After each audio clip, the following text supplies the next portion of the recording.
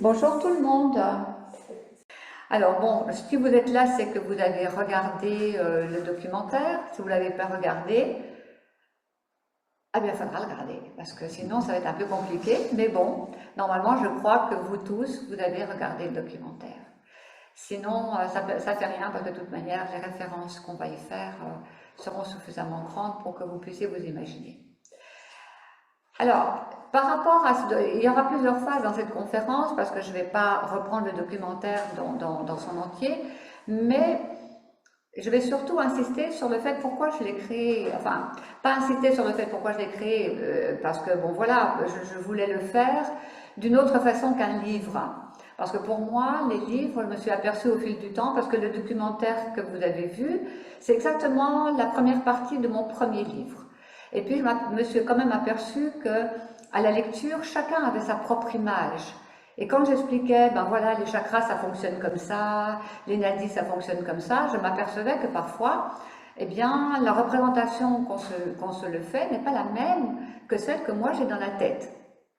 Vous imaginez bien, en tout, hein, nous avons presque un an pour faire ce documentaire, vraiment ça a été un peu compliqué.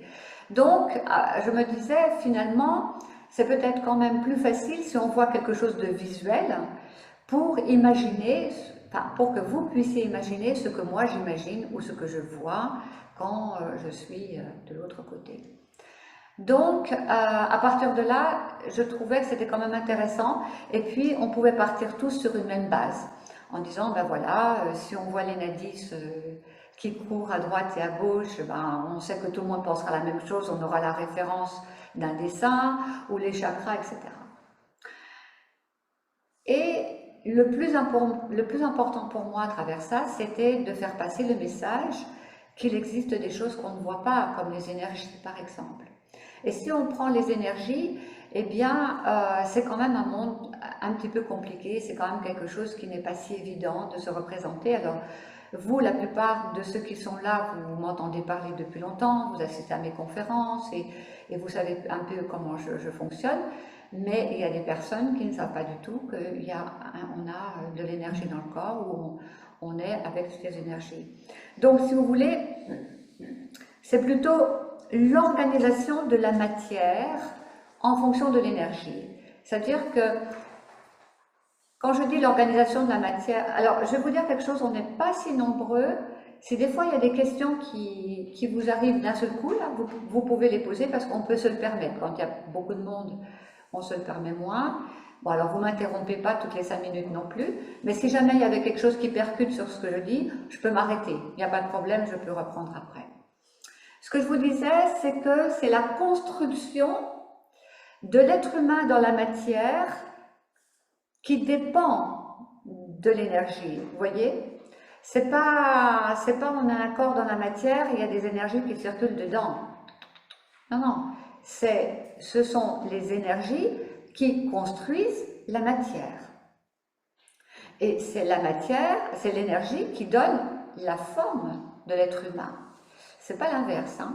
Donc, on a une énergie qui circule, mais à l'origine, c'est quand même que l'énergie qui, en descendant sur Terre, se met en forme, si vous pouvez imaginer, et il y a un être qui va se matérialiser. Et ça, c'est le fondement principal de la vie, parce que si on n'imagine pas ça, on va imaginer le bébé qui naît et il est déjà avec des mains, des pieds, une tête, comme tous les bébés qui naissent. Ben non, parce qu'avant, c'était pas ça. Donc, c'est vraiment là-dessus qu'on va s'appuyer aussi, c'est-à-dire cette énergie qui est la base vraiment fondamentale de la création de l'être humain. Vous voyez? Monique, Oui? comment, si on descend de Cro-Magnon, comment on positionne ça par rapport à ce que vous venez de dire? Ah ben oui, parce que moi, je ne peux pas forcément dire qu'on descend de Cro-Magnon, parce qu'il y avait bien avant Cro-Magnon, hein. Mais Alors bien avant, encore avant, comment ça se fait qu'on arrive à cet état physique de maintenant et comment ça se fait qu'il y avait Cro-Magnon avant ou quoi avant Cro-Magnon? alors, ça ne fait pas partie de ma conférence, mais je vais quand même répondre.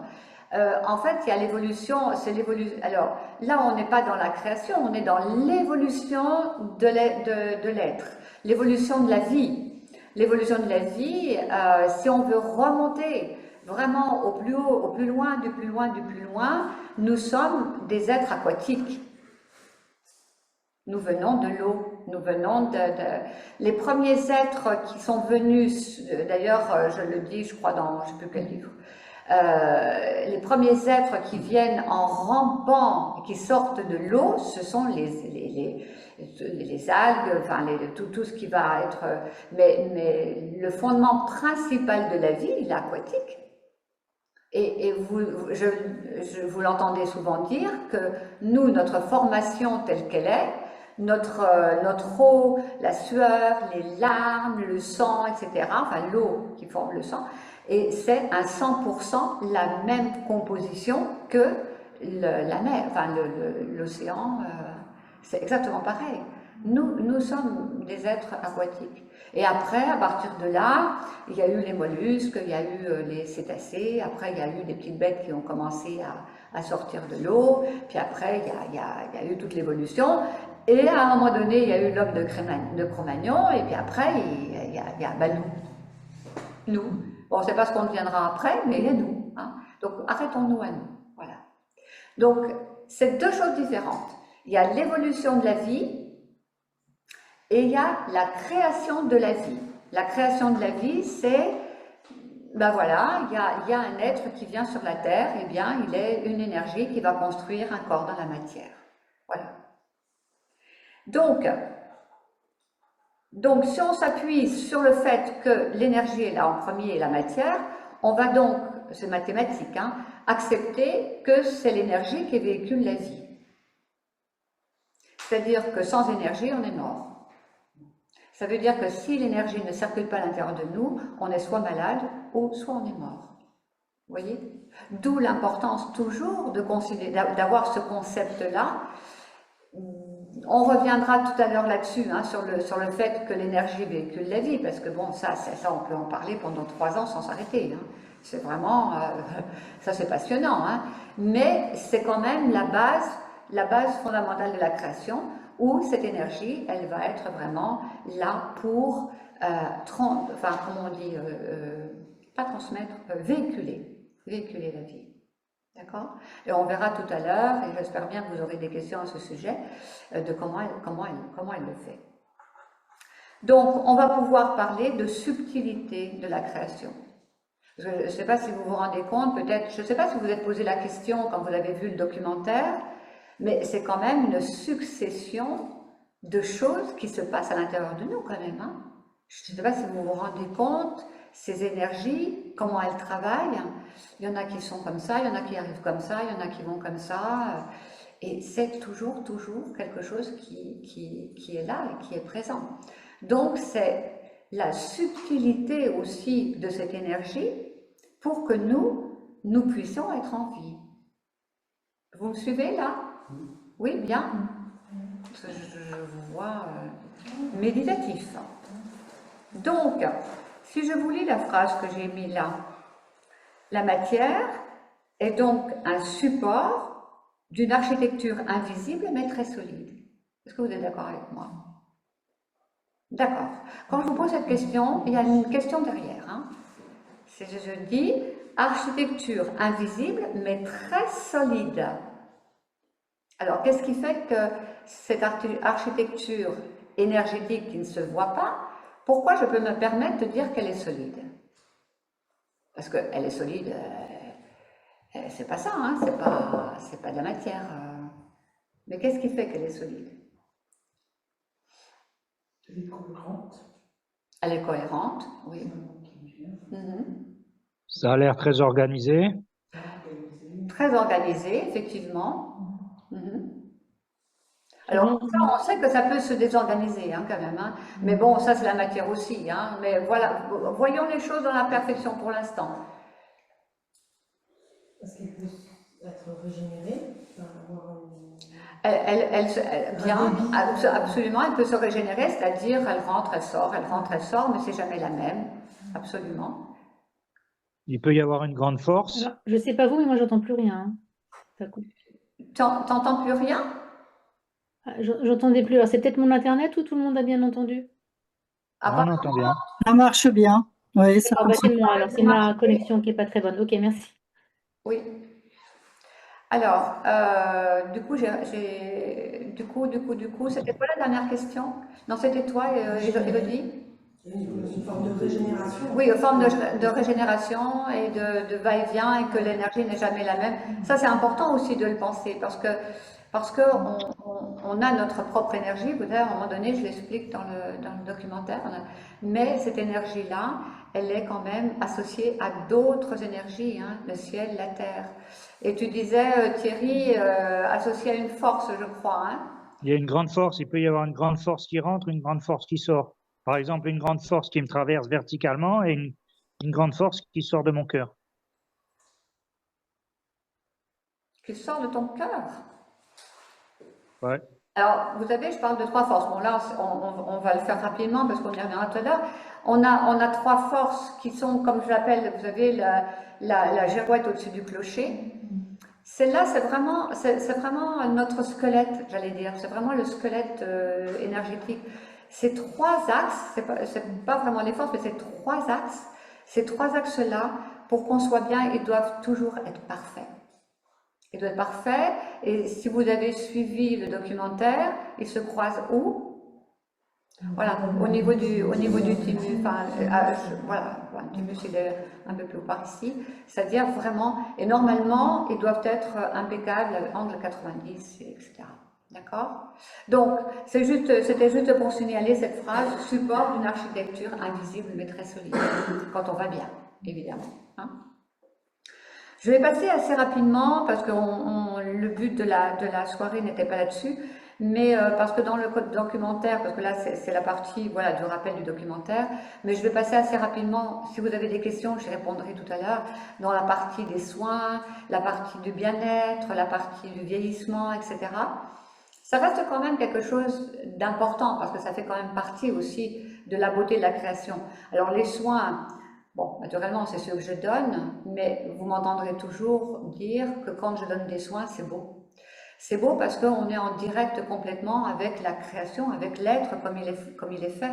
Et donc, c'est vraiment quelque chose qui, à la fois pour celui qui reçoit et à la fois pour celui qui donne, quelque chose qui est sublime, quelque chose qui est magnifique, parce que sans avoir à toucher et uniquement dans un rapport entre la création de l'être tel qu'il est et les mouvements, on a cette possibilité de rétablir cet équilibre-là, voyez.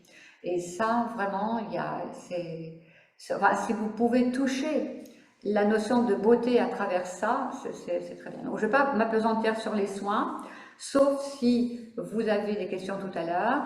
Simplement vous dire que dans le soin, il va enrichir cette notion d'énergie qui véhicule. Et si vous avez pratiquement tous fait des soins, vous l'avez pu le ressentir à travers de la chaleur, des frissons, comme des petites bêtes qui nous marchent dessus, ou alors on s'en va je ne sais pas où, par exemple. Mais en tout cas, c'est la matérialisation de l'énergie dans le corps qui vient apporter tout son soutien et tout, justement, ramener cette architecture magnifique et invisible et solide. Voilà. Après, bon, pareil, je ne vais pas insister non plus sur la notion de prévention, même si c'est important, mais ça je le dirai tout à l'heure. Le vieillissement, c'est important parce que, on y reviendra aussi, parce que c'est important de comprendre que les énergies, elles doivent absolument toujours être en mouvement jusqu'à notre dernier souffle. Et puis la notion de bien-être, bon, je pense que le documentaire est suffisamment parlant en parlant de l'alimentation, en parlant du mouvement, en parlant de ces choses-là. Mais ça aussi, on verra tout à l'heure si on a le temps. Bon, en tout cas, c'était pour vous dire, voilà, ça c'était le documentaire tel qu'il est. Et c'est pourquoi je l'avais mis en place, parce que ce sont des choses fondamentales, c'est toujours, j'allais dire, triste, me surprise. Mais toujours un peu, comment je vais vous dire, pour moi, je me dis, c'est tellement dommage que ce ne soit pas aussi compris ou aussi connu, parce que c'est tellement la base de la vie que je me dis, l'être humain, c'est quand même complètement perdu dans toutes ces années pour ne plus savoir il a un corps rempli d'énergie. Et c'est dommage parce que ça fait tellement de bien pour être en bonne santé, pour vivre bien, pour prévenir des maladies, et puis comprendre la vie autrement que de vivre et subir. Parce que bon, vous regardez autour de vous aujourd'hui, les gens subissent la vie et n'ont rien à se rattraper. Ça, on le verra tout à l'heure. Alors, justement, tiens, le titre du documentaire, je pense que vous l'avez quand même, non pas étudié, je ne vais pas exagérer quand même, mais c'est l'équilibre énergétique. Et vous l'avez trouvé où, l'équilibre, dans le documentaire, si j'ose vous demander? Vous l'avez trouvé où, l'équilibre? Ah ben, tu ne vas pas te tromper, Elisabeth, hein, si tu dis dans le tout. Mais comment est-ce que vous pouvez, comment est-ce que vous l'avez ressenti? Qu'est-ce qui vous dit que dans le documentaire, je parle de l'équilibre? Alors, d'accord, il y a l'architecture, mais quand même, il y a quelque chose d'important quand même. Parce que dans le documentaire, il y a 3 équilibres. Je parle de 3 équilibres. Ça, c'est quand même... Allez. Vous n'allez pas me faire pleurer ce soir. Hein. Non, soyez plus ouverts. Bon, le premier, vous le connaissez, c'est l'équilibre dans l'énergie, donc dans l'invisible. Donc on a l'équilibre dans l'invisible. On a l'équilibre dans la matière. Et l'autre, il y en a 3. 3, j'aime bien le chiffre 3. C'est passé subtil. C'était subtil dans mon documentaire. C'est très subtil. Oui, oui, mais on va dire que ça fait partie de l'être humain, ça. Mais pour qu'on soit bien, pour qu'on soit parfait dans notre vie, enfin parfait, disons bien, équilibré, tout. Donc on a l'équilibre de la matière, voilà, le corps, le moins malade possible, tout va bien. L'énergie qui circule, donc si l'énergie circule, c'est formidable, je me sens bien, aéré, tout ça. Et l'autre, c'est quoi? Comment? L'âme. Être en paix. Attendez. L'âme. Bah, alors, donc, du coup, comment vous l'appelez celui-là d'équilibre? Bah voilà, l'équilibre spirituel. Il était où, mon équilibre spirituel? Dans mon documentaire, vous l'avez vu, au moins, j'espère. Il passe rapide, hein? Il est dans le thymus. Ah oui, d'accord, mais alors c'était pas ça que je voulais dire, c'était sa place dans le documentaire. Qu'est-ce que vous avez vu dans le documentaire?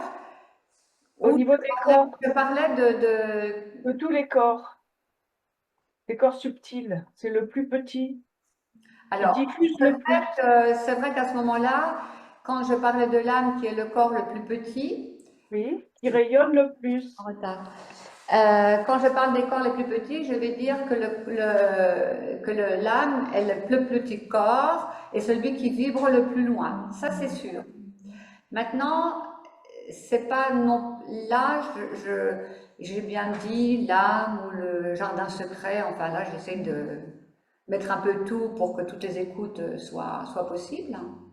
Mais à un moment donné, je parle de la lumière. Hein. Vous l'avez entendu, ça? Sinon, je ne vous pose plus. C'est déjà 2 fois que je dis. Oui, à un moment donné, je vous dis que pour avoir l'équilibre, il y a quand même cet équilibre entre le corps, l'âme et la lumière. L'âme, c'est une chose, et la lumière, c'en est une autre. Vous l'appelez comme vous voulez, ça n'a pas d'importance. Et l'équilibre spirituel, en fait, si vous voulez, si vous regardez l'être humain, de sa naissance jusqu'à sa mort, il va chercher l'équilibre dans les premiers moments de sa vie. Bon, regardez combien de temps il met pour marcher quand même. Hein. Au début, voilà. Donc, voilà, l'équilibre du corps dans la matière. L'équilibre du corps dans la matière, on va dire, allez, 18-30. 18 ans, 30 ans, grand maxi. Et ensuite, il perd l'équilibre. C'est la loi normale de la création. C'est que l'être humain, dans la création, il n'est efficace que dans cette fourchette-là, en théorie. Ouais, peut-être. Je sais pas, quand j'étais chez nous, j'ai dit 40. Il y a vraiment une montée. 40 à 40. Oui, mais à partir de 40, je ne sais pas si vous entendez la salle, parce qu'on a changé ce soir de micro. Claudine nous dit, en médecine chinoise, c'est 40, mais c'est 40 pour le déclin. Le début. Oui, le début du déclin. Alors moi, j'emploie pas ces mots-là, hein, je vous le dis tout de suite. J'aurais tendance à dire que c'est la remontée spirituelle à partir de ce moment-là. C'est pour ça que je vous dis que l'équilibre énergie, c'est toute la vie. L'équilibre dans la matière, c'est dur au début, on se stabilise, on se déséquilibre un peu après. Et puis ensuite, vient récupérer l'équilibre physique, l'équilibre spirituel. Et généralement, vous remarquerez que les gens spirituellement commencent à être plus à l'écoute dans leur vie spirituelle vers 35, 40 et après. Ça ne veut pas dire qu'ils ne sont pas dans leur adolescence ou dans leur vie avant, hein. Mais il y a des tâches à réaliser. Il y a des tâches à réaliser, avoir des enfants, travailler, faire l'expérience de la vie, etc. Donc ça, c'est très important. C'est très important parce que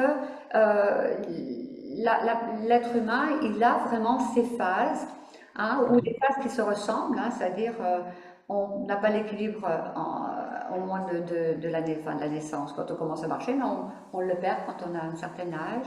Il y a des choses qui sont similaires, et puis il y a une partie où normalement l'équilibre pratiquement est installé, pour être bien. Je dis pratiquement parce que bon, voilà. D'accord ? Alors l'équilibre invisible, c'est vrai qu'il est plus difficile à comprendre dans la mesure où vous avez de la chance, souvent je le dis, hein, souvent ceux qui savent qu'il y a des énergies et qu'il y a des choses qui travaillent à l'intérieur de nous pour être en bonne santé, c'est une chance. N'oubliez pas quand même qu'une grande partie de la population n'est pas au courant de ce qui se passe au niveau énergétique. Une grande partie, bon, ça se développe quand même, mais de la manière dont vous l'avez vu, c'est un peu quelque chose qu'on n'a pas l'habitude quand même de côtoyer. En théorie, le documentaire, il est pratiquement unique parce que c'est très compliqué de faire ce genre de documentaire et de mettre en mouvement une énergie à travers un corps. D'accord ? Et puis c'est difficile aussi spirituellement parce que si vous n'avez pas appris ou si on ne vous a pas guidé ou si on ne vous dit pas qu'à un moment donné, il y a une vie plutôt spirituelle à l'intérieur de vous ou qu'il y a quelque chose qui peut vous attirer, vous n'allez pas le trouver. Si on ne vous apprend pas, vous ne le trouvez pas. C'est pour ça souvent que je vous dis, à vous qui avez l'habitude un petit peu de m'écouter, eh bien, tout ce que vous savez, redonnez-le, n'importe comment, de la manière dont vous pouvez le transmettre. Parce qu'il y a toujours une oreille qui va entendre quelque chose, un mot, une phrase, qui va éveiller. Et ça, c'est vraiment, je ne vais pas le dire pas obligatoire, mais ça fait partie de votre mission.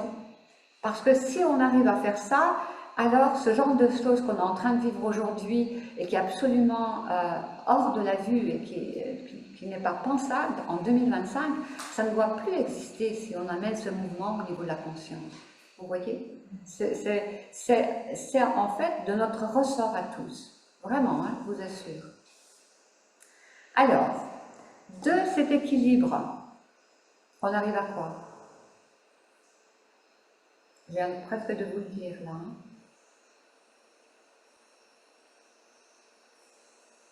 S'il y a équilibre, il y a La bonne santé déjà.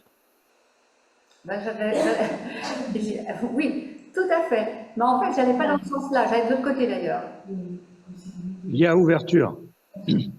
Oui, alors, Il y a ouverture spirituelle. je n'ai pas bien posé ma question. Alors oui, vous avez totalement raison. S'il y a l'équilibre, il y a l'ouverture, il y a la santé. Mais tout de suite, je viens de vous démontrer que c'était pas facile parce qu'au début de la vie, il n'y a pas cet équilibre. Bon, cette partie de vie que je vous explique, normalement, mais il peut aussi y avoir des couacs. Toute la vie n'est pas rose toujours entre 18 et 30 ou voire 40. Et puis après, il y a encore alors je viens de vous le dire parce que le déséquilibre, en fait, l'être humain, toute sa vie, va essayer de rétablir l'équilibre de son déséquilibre. Il est en constante recherche de l'équilibre, parce qu'il se déséquilibre tout le temps. Toi qui es ostéo, tu le vois. Les gens sont constamment dans un déséquilibre et ils viennent rechercher l'équilibre. Et ça, c'est quelque chose qui n'apparaît pas toujours très clair dans la vie de chacun. Il faudrait pratiquement avoir toujours quelque chose, soit d'aller voir un ostéopathe, soit un acupuncteur, ou faire des soins, ou peu importe. Mais le corps, lui, il cherche toujours l'équilibre du déséquilibre. Et la vie, elle est ça, c'est un constant déséquilibre. Vous avez des émotions trop fortes, ça crée un déséquilibre. Vous marchez dans un trou, c'est un déséquilibre. Et l'être humain, il est tout le temps en déséquilibre. Et du coup, ça veut dire que l'équilibre, il est tout le temps éphémère? L'équilibre, il est éphémère. Vous pouvez le voir sous cette forme, c'est-à-dire que, en règle générale, vous avez l'équilibre parfait au moment de la conception, dans le temps qui est très tout petit. Et puis ensuite, en fonction de votre évolution, donc l'évolution, elle passe par la vie à l'intérieur du ventre de la maman. Donc déjà là, il peut déjà y avoir aussi, si tout va bien, c'est bien, mais parfois ça ne se passe pas toujours bien. Déjà, il y a la recherche de l'équilibre dans ce déséquilibre-là, donc ce qui est pas... mais qui à la limite est peut-être beaucoup plus facile que à partir du moment où on est sur Terre. Et puis après, oui, après, vous avez toujours... En fait, c'est un travail constant, c'est-à-dire de chercher cet équilibre tout le temps à travers ce déséquilibre qui s'installe. Alors, je ne saurais pas répondre vraiment en disant est-ce que l'équilibre est éphémère, mais c'est une responsabilité de l'être humain de comprendre qu'il doit toujours être pas à l'affût ou pas inquiet, mais de son équilibre. Il doit toujours faire attention à son équilibre. Vous voyez? Est-ce que le mot ajustement en fonction Ajustement, de ce qu'on vit? Exactement. Exactement. Ça peut être juste de s'ajuster. Comme vous ajustez, par exemple, vous savez, vous avez des ondes de radio, enfin, ça n'existe plus, hein, mais bon, on fait peut-être autrement. Des choses que vous devez ajuster, eh bien oui, l'ajustement, ça pourrait être. Mais c'est toujours la même chose, c'est toujours la même chose, ça reste encore à intégrer au niveau de la conscience, c'est-à-dire que, vous savez, des fois je vous parle de cet état de vigilance, l'état de vigilance. Souvent, on a un déséquilibre, boum, on s'en aperçoit, on est KO, on est couché dans son lit, ou on a une entorse, ou on a un truc, parce qu'on n'a pas fait attention. C'est donc une constante recherche de cet équilibre dans le déséquilibre. Tu voulais dire quoi, Nicole? Oui, je me demandais si la compensation était un mot juste pour compensation. Pour l'équilibre. Oui. On dit souvent on compense parce que... Oui, parce que là, par exemple, si par exemple on est trop sur la jambe gauche, on va compenser sur la jambe droite, par exemple. Je ne sais pas si c'est juste comme mot. Peut-être pas. Par rapport à adaptation. Parce que compenser, ça veut dire compenser, c'est peut-être plus. Ça pourrait l'être quelque part si vraiment il y a quelque chose de très compensé, c'est comme ça. C'est comme une balance. Je suis plus à droite qu'à gauche ou en haut, en bas. Ça pourrait, hein. Mais en tout cas, c'est toujours ramené à la circulation de l'énergie, en fait. La circulation de l'énergie, elle doit être toujours en place, toujours parfaite. Elle ne doit pas s'arrêter, ni au niveau du cou, ni au niveau du ventre. C'est toujours quelque chose qui bouge. Du haut vers le bas, du bas vers le haut, etc. Avec cette relation qu'on a avec le ciel, cette relation qu'on a avec la terre, cette relation qu'on a avec nous-mêmes. Et à un moment donné, eh bien, on peut perdre les pédales. Ça veut dire être à côté de ses chaussures, parce qu'il y aura eu un décès, parce qu'il y aura eu un accident, parce qu'on aura eu une chirurgie, parce que je ne sais pas trop quoi. Et c'est là où c'est important, c'est de pouvoir tout de suite avoir cette compréhension. Il va se passer ça, par exemple, un acte chirurgical. on va anticiper à avoir l'équilibre parfait avant pour être bien pendant et le reprogrammer après pour qu'il y ait un minimum de temps pour que le déséquilibre ne s'installe pas. Parce que sinon, un déséquilibre après un acte chirurgical ou après un accident ou une maladie peut durer plusieurs années. Et d'ailleurs, vous voyez, si par exemple vous faites des soins après un problème, bah, ça va beaucoup plus vite. Et parfois, eh bien, ça peut prendre plusieurs mois, voire plusieurs années. Et ça, oui. Monique, Oui? par rapport à cette recherche d'équilibre permanente, si on n'a pas la connaissance, si on ne sait pas s'y prendre, eh ben, ça va probablement créer des névroses et des problèmes. Et donc, est-ce que, eh ben, on est obligé, est-ce qu'on peut se rééquilibrer nous-mêmes, par exemple avant un acte d'opération, quelque chose comme ça, ou on est obligé de venir vous voir, comme moi j'ai fait pour le cancer? Alors, venez me voir, je serai très contente de vous voir. Alors, le travail que je fais, c'est vrai, je travaille beaucoup par rapport au cancer, par rapport à la chimio surtout, mais aussi dans d'autres thérapies médicales, hein, on va dire. Parce que ça va aller plus vite et parce qu'on va droit au but et parce que souvent, des fois, ben, on a une opération et on ne savait pas qu'une semaine plus tard, on serait opéré, donc là, il faut faire quelque chose. Après, je ne suis pas seule à exister et à faire des choses, hein. Mais par exemple, vous pouvez très bien faire de la méditation, par exemple. La méditation, elle peut aussi apporter un équilibre. Par exemple, je suis fatiguée, je rentre de chez moi, je suis énervée, la journée s'est pas bien passée, bon, je vais me mettre, voilà, et je fais de la méditation et je retrouve ma paix intérieure, je retrouve mon équilibre. Le niveau, les déséquilibres, il peut y avoir des déséquilibres physiques, je me suis fait mal, le déséquilibre émotionnel, voilà, je me suis fait disputer ou il y a une altercation ou alors il y a telle personne, je suis affectée parce qu'elle ne va pas bien, ça c'est le déséquilibre émotionnel. Il peut y avoir un déséquilibre spirituel, peut-être aussi. Par exemple, des fois, je vois, vous cherchez des choses, vous ne trouvez pas, ça peut vous titiller un petit peu, vous cherchez, plus vous cherchez, moins vous trouvez. Il peut y avoir ça aussi. Mais c'est vous qui trouvez les solutions. Alors, effectivement, vous pouvez venir me voir, mais c'est bien aussi si vous pouvez avoir vous-même vos propres petits schémas ou de méditation, où il y en a, et ben, ils vont aller bien en allant à la piscine, par exemple, ou en marchant dans la nature, parce qu'ils se reconnectent vraiment à leur espace, ou en allant voir un acupuncteur ou un ostéopathe, ou je sais pas. Hein. Mais c'est vrai que c'est quand même quelque chose où il faut apprendre de plus en plus à être vigilant.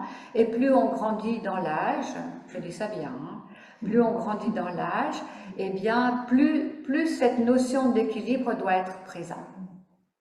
Parce que arrivera un moment où on va avoir des douleurs partout et on va se dire oh bah dis donc, alors ça y est, hein, il faut que... Bah, voilà. Non, normalement, l'être humain, il est fait pour être bien jusqu'au bout.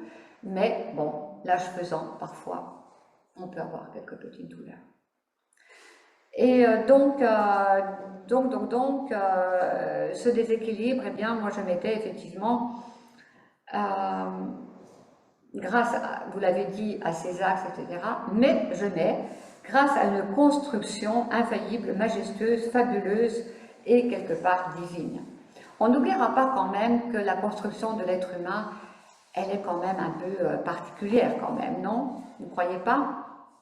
C'est la seule chose que l'IA ne pourra pas faire. Ne pourront pas, je l'espère, reproduire l'être humain tel qu'il est aujourd'hui. Pourront peut-être faire alors les robots, ça ils sont déjà là. Je ne sais pas s'ils font que du bien, mais bon, apparemment, il y en a qui consultent le robot plutôt que d'aller chez le psy. Allons savoir dans 10 ans ce que ça va faire.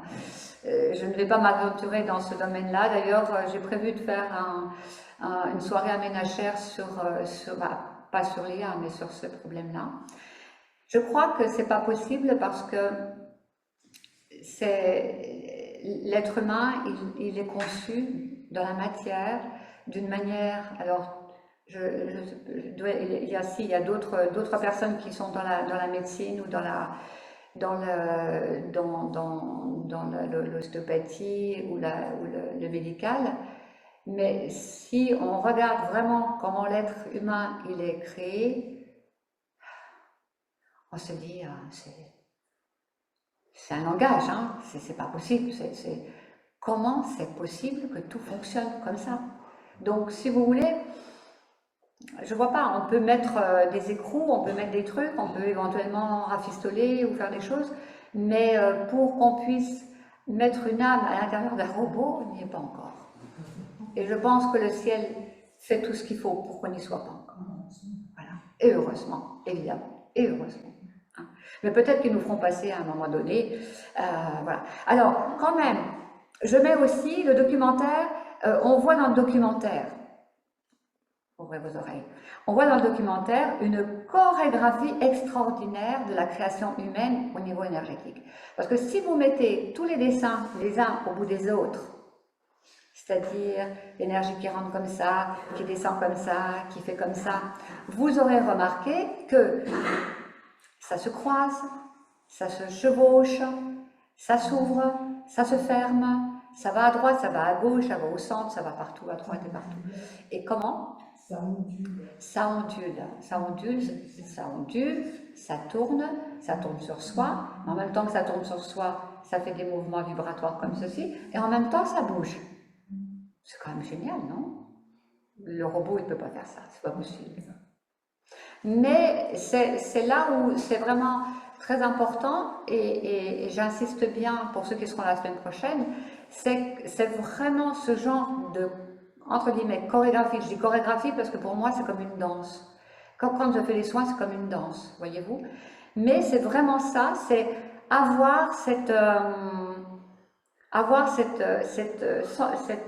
connaissance, voilà, cette connaissance que l'énergie, elle va avoir toute forme en même temps, simultanément, dans ses déplacements de croisement, de déplacement, de vibration, de haut, de bas, de droite, de gauche, partout, partout, dans le corps et à l'extérieur de nous. C'est extraordinaire. Comment je trouve ça extraordinaire? Ça fonctionne de façon... Comment? Tout fonctionne de façon harmonieuse. Et ça fonctionne de façon harmonieuse, oui, oui. Alors, ça fonctionne, si on est bien, hein, si on est d'accord. Mais ce qui est encore plus extraordinaire, c'est que tous les êtres humains fonctionnent de la même manière. Vous voyez? Je ne sais plus à qui c'est qui me disait, oui, il faut t'exagérer un peu. Je dis, écoute, quand tu verras quelqu'un avec un œil à la place de l'oreille, hein, tu m'appelles. Mais jusqu'à présent, tous les êtres humains naissent, enfin, naturellement, sauf un problème, une pathologie, mais les êtres humains naissent tous pareils, avec la même vibration, avec la même construction, avec le même nombre d'or, avec la même proportion divine, etc. C'est absolument extraordinaire. Bon, après, il se passe des choses. Hein. Alors, le titre suivant. Notre corps ne reconnaît pas le repos intérieur. Donc là, on vient de le voir un petit peu, parce que nous avons besoin de dormir. Vous le savez d'ailleurs. Hein. Il arrive un moment, le soir, on a envie de se coucher, on a envie de dormir. Mais la nuit, certes, on dort. Mais c'est aussi pour... À quoi ça sert la nuit? À quoi elle sert la nuit? Comment? À régénérer. Régénérer le système. Ça s'appelle quoi le système, toi? Je dis tes systèmes organiques. Déjà. On va aller un peu plus loin, on va dire cellulaire. Hein. Les cellules, elles ont besoin. C'est plus on va dormir, enfin, pas 11 heures de suite, hein, mais plus on va avoir ça. Ah si, ça y est. Bon, alors, si c'est 11 heures de suite, c'est qu'il y avait... Très bien, c'est qu'il y avait du boulot, effectivement. Mais normalement, l'être humain, il n'a pas besoin. Ce dont il a besoin, c'est pas de dormir longtemps. Mais si vous dormez longtemps, c'est pas grave non plus. Hein. Mais bon, il n'a pas besoin de dormir longtemps. Mais ce dont il a besoin, c'est de ce temps relativement assez court quand même, mais là où il se passe vraiment rien, c'est-à-dire vous vous réveillez pas, vous ne levez pas la nuit pour aller aux toilettes ou aller boire un petit coup, etc. C'est là où vraiment c'est le plus profond. C'est là où ça vaut le coup. Sinon, après, si on reste au lit jusqu'à 11 h du matin parce qu'on est bien, là, les cellules, voilà, c'est terminé. Donc, ce temps-là, il est vraiment obligatoire. Mais si ça aide les cellules à se régénérer, ah bah, ça veut dire aussi qu'elles sont toujours en mouvement. Donc en fait, à l'intérieur de nous, bon, heureusement, le cœur il continue à battre aussi, parce que si lui il se dit je m'arrête, on est mal, mais c'est toujours en mouvement. Et l'énergie, elle est toujours en mouvement, toujours, toujours, toujours. Même quand vous dormez, elle est là, elle est là, elle est là, tout le temps, tout le temps, tout le temps. Et ça aussi, vous devez en prendre conscience. Vous devez prendre conscience que à l'intérieur de vous, il y a toujours quelque chose qui se passe. Toujours. À la fois au niveau de la matière, même si vous dormez, et à la fois au niveau de l'énergie, même si vous dormez. Et où l'équilibre le plus important quand vous dormez, si j'ose dire, est important, d'accord, c'est la matière, c'est aussi l'invisible, mais c'est aussi toute votre partie spirituelle, profonde. Parce que dans ce moment-là, vous êtes vraiment en accord avec vous. Vous êtes tel que vous êtes créé. Il n'y a pas de mental, il n'y a pas de... C'est vraiment le moment. C'est pour ça que des fois, quand je vous dis, avant de vous coucher, programmez un peu, voilà, j'ai fait ça aujourd'hui, demain je ferai ça, eh ben, n'oubliez pas cette nuit, j'ai envie d'être bien. J'ai envie d'être connectée, j'ai envie de je ne sais pas quoi faire, mais en fait, j'ai envie d'être bien. Et vous verrez que quand vous donnez, entre guillemets, ces conditions au début de votre endormissement, vous passez une excellente nuit et vous vous réveillez vraiment très bien. Ne me regardez pas avec des gros yeux comme ça, vous ferez simplement l'expérience ce soir en vous couchant. D'accord? Mais c'est vraiment très important. Et c'est une machine infernale qui ne s'arrête jamais, qui est là. Et donc, si on reprend le documentaire, qu'est-ce que dans le documentaire vous avez vu qui ne s'arrête jamais, ou qu'est-ce qui vous a interpellé? Qu'est-ce qui est peut-être important pour vous? Quand je parle de ça, que le corps ne reconnaît pas le repos, dans le documentaire, qu'est-ce qui vous a interpellé? Il y a quelque chose qui vous a interpellé? Il y a plusieurs points. Oui, les 5 canaux. Pardon? Les 5 canaux. Les 5 canaux. Oui. Je ne vois pas qui est-ce qui parlait là. C'est moi, c'est Roselyne. Mais si tu me dis c'est moi, je ne sais pas qui c'est non plus. C'est Roselyne qui parle. Ah d'accord, ok, oui. Les 5 canaux, quoi encore? Le phénomène de dilatation, extension. Le phénomène de dilatation-extension, de la structure énergétique. Parce que, oui, vas-y. Les énergies aussi qui rentrent, qui rentrent des deux côtés, je veux dire, par la terre, par le ciel, vraiment, tout ce côté énergétique. Alors, justement, je vais faire une petite parenthèse, parce que en rediscutant plusieurs fois avec vous, avec d'autres personnes, voilà, ou même la famille, alors, je me suis rendu compte que finalement, vous avez eu, alors je ne mets pas pour tout le monde dans le même panier, mais une vision de la structure énergétique assez particulière. Je me suis rendu compte que finalement, même avec un dessin, c'était pas quelque chose que vous aviez si bien compris ça. La structure énergétique, je ne sais pas si vous avez vu, vous regardez. Après, je le disais à certaines personnes la semaine dernière, si vous regardez encore une fois le documentaire, mais vous coupez le son, vous ne m'écoutez pas, vous verrez des choses complètement différentes et que vous n'aviez pas vues.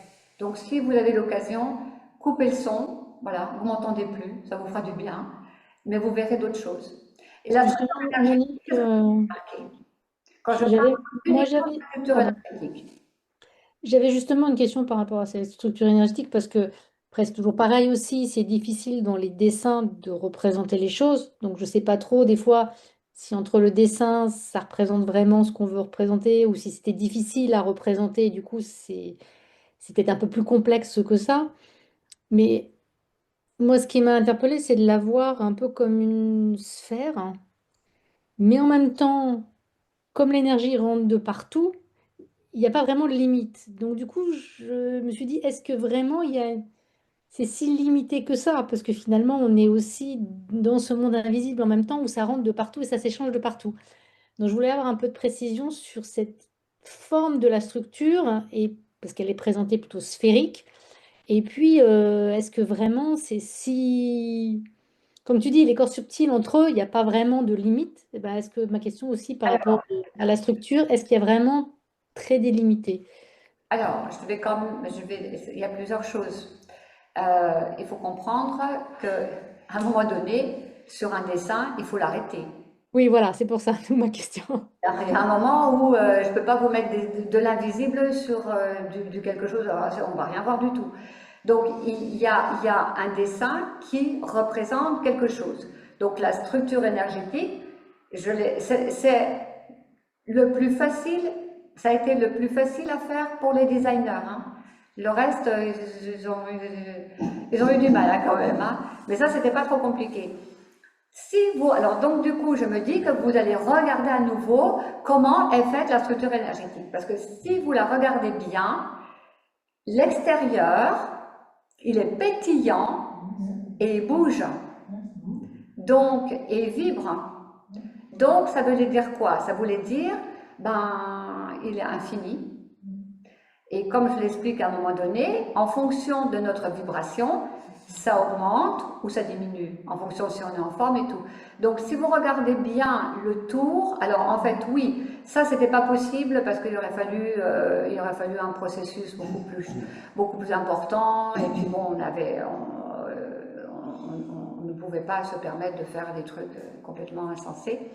Mais il faut comprendre que oui, le cercle que vous avez vu, c'est une sphère, c'est-à-dire que nous sommes dans une espèce de maison, dans une grosse boule qui est sans fin, mais que voilà, elle a, des fois, vous savez, je vous représente le cadre qui est là, en vous disant, voilà, on a quelque chose, et en fonction de nous, de nous-mêmes, de notre propre vibration, eh bien, elle a une respiration en fait. Si vous regardez un petit peu comment elle pétille, on a fait des petites étincelles, il y a, à un moment donné, ça fait comme une respiration, voyez-vous. Et ça, nous sommes à l'intérieur de ça, et une personne lambda qui ne fait pas de spirituel, qui ne fait pas de méditation, qui fait sa vie normale, bien, hein, ça, c'est un être autour d'elle. Un être, voilà. Et puis après, plus les personnes grandissent spirituellement, plus ça peut dépasser la salle, ça peut... D'accord? Donc en fait, pour répondre à ta question, il n'y a pas de limite effectivement, il n'y a pas de limite dans la structure énergétique, elle évolue en fonction de l'évolution de l'être humain. Il y a quand même une intersection par rapport au rapprochement de deux structures énergétiques, nous appartenons, par rapport au rapprochement des êtres. Alors quand on voit les deux structures qui se rapprochent et il y a une zone d'intersection, oui, c'est souvent là que vous avez l'information de façon un peu télépathique de la personne, si elle est triste, elle est joyeuse, etc. Vous savez, c'est vraiment c'est le moment où, quand vous êtes assis à côté de quelqu'un, par exemple, que vous ne connaissez pas, vous pouvez ressentir des choses, c'est ça. C'est les deux structures qui rentrent l'une dans l'autre, hein. Alors après, là-dessus, vous mettez les nadis, parce qu'eux aussi, ils ont leur rôle à jouer, bien sûr. Hein. Et quand on rentre dans un lieu, c'est pareil? Dans un lieu, c'est pareil, absolument. Si vous rentrez dans un lieu énergétiquement porteur, voilà, je sais pas, un temple, une église, un lieu où il y a de la méditation, comme ici, par exemple, dans le centre, vous avez systématiquement cette ouverture-là, parce que il n'y a pas de contrainte extérieure. Mais par contre, dans un lieu où c'est très négatif, vous pouvez vous sentir à l'étroit. Et ça joue sur la structure énergétique, bien sûr. Et ça peut jouer aussi, ça peut même, pour aller vraiment loin dans la réflexion, ce genre de choses peut, si on côtoie par exemple des lieux qui sont très négatifs, où on est toujours à l'étroit, on ne se sent pas bien, ça peut aller jusqu'à la maladie. Ça peut aller jusqu'à l'accident, jusqu'à la maladie. Donc ça, c'est vraiment, dans un lieu où vous ne vous sentez pas bien, la seule chose que je pourrais vous dire, partez. Moi, si je suis dans un lieu où je ne suis pas bien, indépendamment de ce qui se passe, je pars. Parce que c'est quelque part destructeur. Ou alors, il faut vraiment rattraper, si on ne peut pas partir, rattraper cet équilibre par un travail intérieur profond, spirituel, de recentrage. Voilà, on se met un plexiglas autour de soi et on fait ça en conscience, et voilà. Mais sinon, voilà, c'est... Donc on avait ces canaux, on avait cette structure. Qu'est-ce que vous avez encore vu qui pourrait être vraiment dans cette notion de mouvement et, Il y a les chakras, on en a parlé. oui, les chakras. Alors les chakras, Les oui, corps subtils, oui. Vous allez me faire pleurer, hein. l'âme. Oui, alors l'âme, oui, elle est toujours là, bien sûr. Elle évolue avec l'être ou l'être évolue avec elle. Voilà, suivant comment on va réfléchir. Mais il n'y a rien d'autre qui vous a percuté tout le temps en mouvement? Bah, le mouvement ascendant dans le canal central, hein, Oui, parce que oui. l'énergie, elle vient d'en haut et de la terre. Donc on se dit, bah, ça se rencontre au milieu, chez nous, quoi. Ah non, Mais je me suis... non, je te coupe tout de suite, c'est un mouvement ascendant. Oui, le canal. Je n'ai pas dit descendant, c'est ascendant. Oui, ascendant. Mais par contre, l'énergie, elle vient, on la reçoit aussi Ah, l'énergie, pardon, Oui, excuse-moi. oui. Enfin, je te dis, il y a deux choses. Il y a le canal, c'est un mouvement ascendant. Ascendant. Par contre, dans l'énergie, on a l'énergie qui vient du ciel et l'énergie qui vient de la terre. Donc, je me demande pourquoi c'est ascendant. Enfin, je me posais la question pourquoi c'était que ascendant. C'est une très bonne question. Je ne sors pas mon joker, hein, mais je te dis que c'est une très bonne question. Bah, merci. Alors, bah, je vais partir, en fait. Merci, Monique, pour cette conférence. Je vais vous faire une réponse, Monique. Pourquoi? Parce que tout simplement, je suis en train d'écrire le 3e livre, la suite de ce documentaire, et que c'est comme si vous aviez un livre où on vous dit qu'est-ce qui va se passer dans la prochaine série, mais si on vous dit ce qui va se passer, ben, vous ne verrez pas la prochaine série, en fait. C'est trop tôt. Et parce ce que j'ai à vous dire, non pas que vous ne pourriez pas le comprendre, mais parce qu'il y a, avec ces 5 canaux, il y a toute une compréhension qui va avec. Et si je saute des étapes pour vous l'expliquer, vous n'allez pas comprendre. Non pas que vous ne puissiez pas comprendre, je ne vous prends pas pour... Non, mais parce que j'ai envie de faire bien. Par contre, ce que je peux vous dire, c'est que, et ce que je vous demande, c'est d'ailleurs en relation avec les 5 canaux, donc vous allez réfléchir dans le documentaire ce qu'il y a avec les 5 canaux, c'est qu'effectivement, ces 5 canaux sont ascendants, donc on ne sait pas trop où ils commencent, comme ça, je vous le dis à votre place parce que je sais que c'est dans votre tête.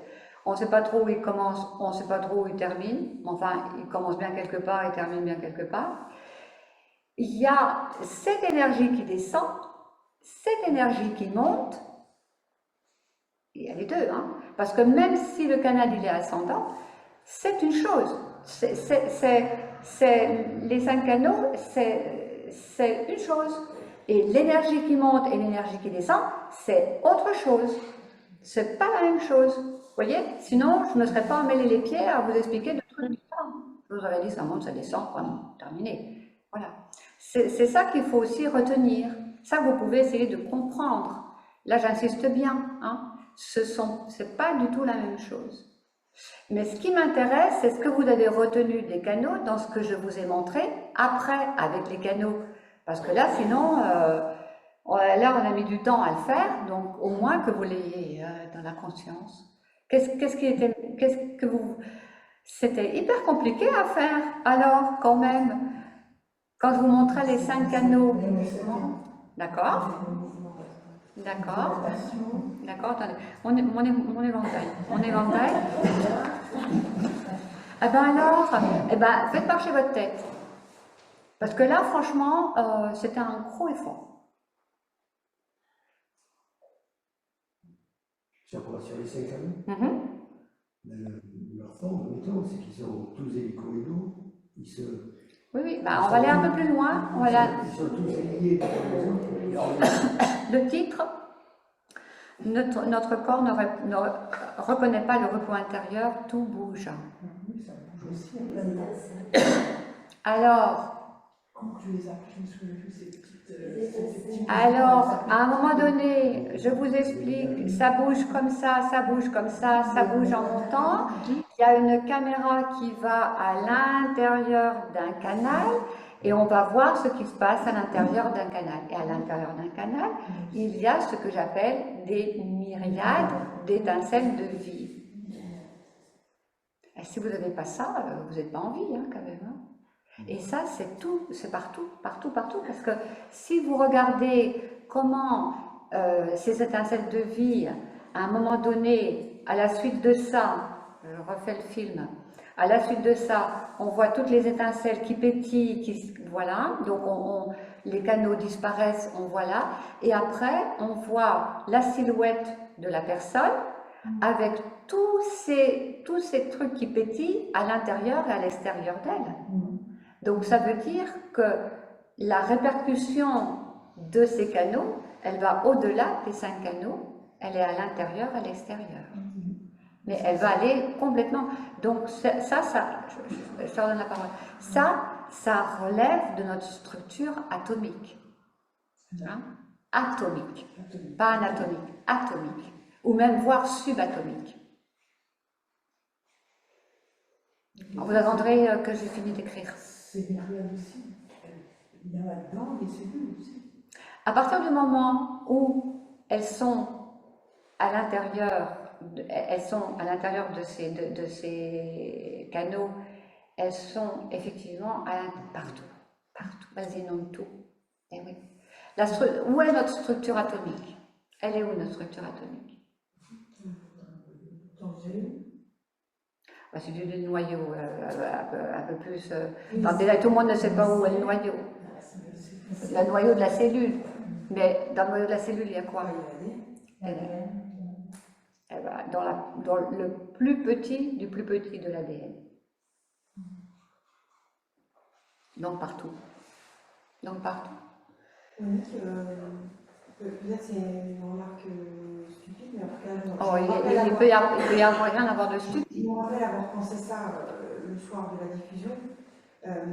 Tu sais, une fois à Montserrat, tu nous avais tu nous avais permis de voir justement, il me semble que tu avais essayé de vivre. Oui, alors.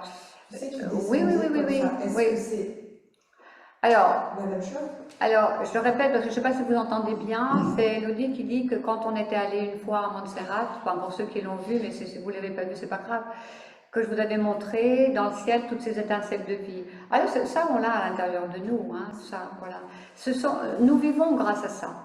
Nous vivons grâce à cette énergie. Alors, quand je vous montre dans le ciel, par exemple, et que vous le voyez, c'est une énergie, on le voit, ça pétille, c'est la reproduction de cette énergie qui est présente à l'intérieur de nous. Mais à l'intérieur de ces canaux qui sont dans l'infiniment petit, hein, là où vous croyez que ça, mais ils sont infiniment petits, ça vibre et ça part partout. Ça part vraiment partout. Et c'est pour ça qu'à travers les soins, c'est comme si vous avez, je ne sais pas si vous vous souvenez, je crois que c'est dans mon premier livre, une fois je faisais un soin et j'avais cette vision de cet enfant, ou une méditation, je ne sais plus, et j'avais cette vision de cet enfant sur un skateboard, et puis je vois cet enfant qui tombe, et quand il tombe, il se fracasse, son corps part comme des débris. Et puis quand il remonte sur son skateboard, tout se remet en place. Alors là, on a effectivement le déséquilibre dans l'équilibre. Parce que forcément, en tombant, il se déséquilibre. Mais tout se remet en place. Et là, ça a été vraiment déjà pour moi un moment où je me suis dit, ah ouais, ça fonctionne comme ça finalement. Parce que vous vous cognez contre une table ou vous tombez par terre, tout est chamboulé au niveau atomique, subatomique, tout bouge. Vous passez des radios, l'ADN, je vous l'avais dit d'ailleurs, hein, pour ceux qui avaient suivi la conférence, il est fracassé à je ne sais pas combien de milliers ou de millions de milliards de fois. Donc ça, c'est... Et l'équilibre, ben voilà, ça c'est un bon exemple par exemple.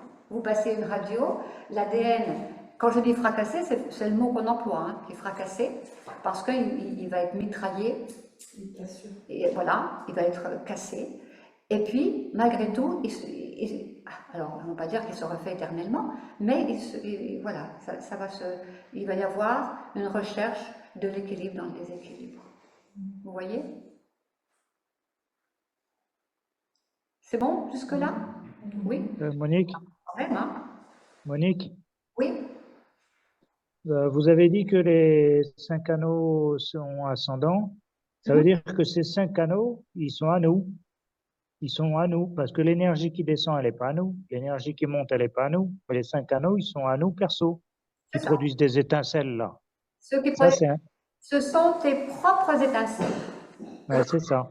Qui se diffusent partout. C'est assez énorme hein, comme info. Votre propriété. Et il faut en prendre soin. Absolument. Absolument. Alors, on poursuit, voilà. J'avais juste noté que c'était aussi important dans cette notion de tout bouge et d'équilibre, etc. Souvent, je vous l'ai expliqué, mais je le redis parce que c'est vraiment important dans la vie, c'est que votre équilibre énergétique, il doit toujours être sur un plateau. Hein? Vous savez, les êtres humains, ils sont faits pour vivre avec tout. Ils sont faits pour vivre avec la beauté de la vie, avec la lumière, avec les belles énergies, à vivre avec le commun des mortels, voilà, je vis, je vais chercher mon pain, je fais mes courses, ma lessive, tout ça. Et puis avec tout ce qui ne se voit pas, mais qui vibre très bas, c'est-à-dire les micro-organismes, les virus, les bactéries, il y en a des bien, il y en a des moins bien, voilà. Tout peut vivre ensemble. Là où ça ne va plus, c'est quand l'être humain, il n'a plus ce plateau. Alors, naturellement, il peut monter autant qu'il veut. Ça, chercher sa partie divine, il peut le faire jusqu'à son dernier souffle et voir après. Par contre, aller vers le bas, ça ne lui est pas trop autorisé. Parce que les virus qui vibrent comme ça, vous vibrez comme ça. Si vous plongez parce que vous avez une émotion, parce que vous n'avez pas fait attention, nanana, vous vous rencontrez. C'est pas grave, hein? Après, il faut remonter. Donc ça, c'est pareil. Le corps ne reconnaît pas le repos intérieur et quand on a parlé du déséquilibre et de l'équilibre, on fait en sorte d'avoir toujours cet équilibre. Mais ça fait partie de la prévention et c'était la dernière partie du documentaire. La beauté de notre corps, pure création parfaite. Alors j'en ai parlé un petit peu tout à l'heure, donc je ne vais pas non plus... je vous en ai parlé tout à l'heure en disant que le corps il était vraiment très bien formé. Je mets même ici qu'on pourrait avoir le vertige si on regardait comment on est formé. Moi, quand j'ouvre un truc d'anatomie, des fois pour mon travail, je me dis la conception. Et d'ailleurs, vu que on travaille aussi, je dis on parce qu'il y a des personnes ici qui m'assistent et je les remercie encore à nouveau pour la recherche, mais je crois aussi qu'il faut pas sous-estimer le travail des médecins, des chirurgiens, des chercheurs, parce que souvent on a tendance à leur donner des petits coups sur la tête parce qu'ils donnent des médicaments, etc. Bon, ça, voilà. Mais je crois que ce qu'il faut chercher aujourd'hui, c'est l'alliance vraiment entre la médecine, la recherche et toutes les thérapies, quelles qu'elles soient. Parce que l'un ne peut pas marcher dans l'autre. Et il arrivera un moment, si la médecine, par exemple, ne reconnaît pas l'énergie, à un moment donné, elle ira dans le mur. Ça commence déjà. Mais c'est son choix. Elle veut bien que nous reconnaissions, quand je dis nous, parce que là on travaille au niveau énergétique, Elle veut bien que l'énergie reconnaisse la médecine, mais la médecine ne veut pas reconnaître l'énergie. Et c'est franchement dommage. Et pourtant, si ça m'est arrivé plusieurs fois de discuter avec des médecins ou qui vont carrément dire, oui, il y a un chef d'orchestre quand même, il y a un créateur, voilà, je vous l'avais dit d'ailleurs, hein, il y avait je crois, je ne sais plus qui il était ce monsieur, c'était un chercheur ou un chirurgien japonais et qui avait réussi à prouver que finalement l'être humain était une création divine. Bon, j'ai trouvé ça formidable. Hein. Là, on était vraiment dans... Si la science arrive à prouver que nous sommes des créations divines, c'est génial. Bon, enfin, ça reste une proportion toute petite. Et malgré tout, oui, je pense que parfois, il faut savoir aussi saluer un travail d'engagement aussi de chercheurs, de médecins, de chirurgiens.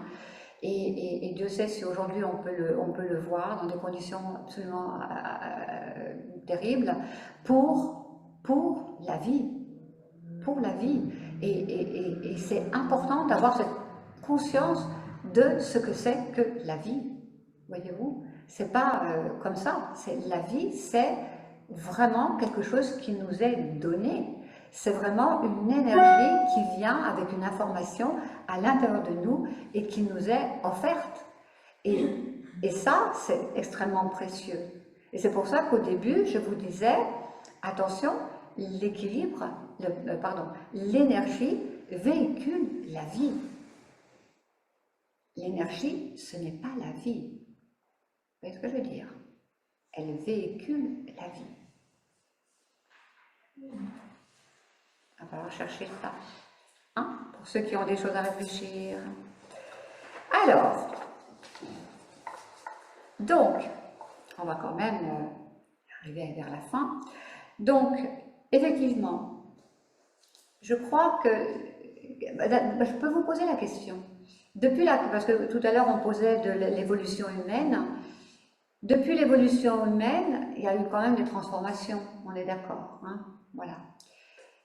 Qu'est-ce qui est pour vous le plus important dans cette évolution humaine aujourd'hui?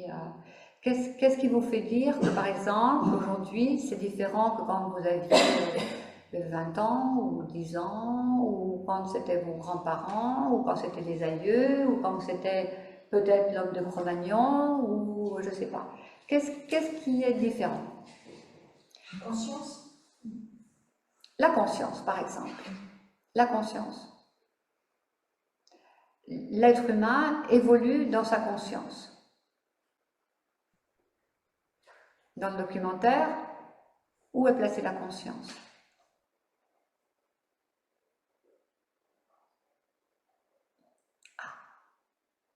Normalement, tu fais une flèche dans le cerveau. On voit le petit truc qui rentre dans notre structure énergétique, là. Ah oui, mais alors quand je fais... Ah oui, non, mais ça, c'est pas du tout la même chose. Alors, je vais quand même vous l'expliquer du coup, parce que Claudine, si vous n'avez pas entendu, dit, dans le documentaire, à un moment donné, tu fais une flèche qui va vers le cerveau. Voilà, on a mis du temps à faire ce truc d'ailleurs. Alors, déjà, s'il vous plaît, ne mettez pas la conscience dans le cerveau, parce que sinon, là, je fais une dépression immédiate sur le champ. Elle n'est pas dans le cerveau. Juste, je reviens là-dessus quand même, pour que ce soit clair. La flèche dans le cerveau, je vous explique dans le documentaire que quand, à un moment donné, on a un impact, une émotion, quelque chose, par exemple, je crois que c'est le cœur, non? J'ai pris l'exemple au niveau du cœur, non? Dans le documentaire, il me semble. Imaginons, j'ai 3 ans. Imaginons, j'ai 3 ans, ça vient impacter le cœur, parce que, je ne sais pas, il y a un grand-parent qui est décédé, ou il y a eu un accident grave. Mais j'ai 3 ans, hein. Donc, voilà, je prends ma vie d'enfant de 3 ans, parce qu'il faut bien. J'ai des copains, je vais à l'école. Mais on ne m'a pas expliqué quand même, on ne m'a pas dit, on ne m'a pas trop appris. Et puis, la fracture, elle est là, ce qu'on appelle une mémoire. Et puis, au fil du temps, par exemple, si on prend l'exemple d'un décès, c'est une séparation. Voilà. Par exemple, prenons l'exemple de la séparation. Et puis, À 12 ans, je me sépare de mon premier copain ou de ma première copine. Mais là, ma mémoire, elle me dit, hey, tu te rappelles ce que tu as vécu là Et boum, ça revient. Ouais, parce que bon, voilà, tant qu'on n'a pas transcendé. Et puis bon, on laisse passer, parce qu'à 12 ans, Mathilde Freud, on fait des choses. Et puis à un moment donné, ça va jusqu'au bout de la structure énergétique. Et d'un seul coup, crise cardiaque ou un problème pulmonaire, parce que moi c'est dans le chakra du cœur. Et ça revient comme une flèche parce que toute notre vie, on nous aura rappelé à chaque petit épisode, eh bien on n'a pas pris le temps de réfléchir, parce qu'on ne nous a pas appris à réfléchir déjà. Hein. Et quand ça revient, ce que je vous explique, c'est comme le son, ça revient, ça touche la partie énergétique, ça revient donner l'information. C'est exactement la même chose que quand vous voyez les chefs d'orchestre, vous voyez, quand il y a le chef d'orchestre qui joue et que le son, voilà, et ça vient impacter toute notre mémoire, tout l'intérieur, et ça revient à ce niveau-là. Mais le cerveau, que ce soit dans les émotions, que ce soit dans la musique, que ce soit le bon, le moins bon, le cerveau, il est informé en dernier. Parce que c'est pas lui qui va travailler le premier. Nous, on a l'impression que c'est le premier, mais non. Qu'est-ce que je vous avais posé comme question? La conscience. La conscience. Ah oui.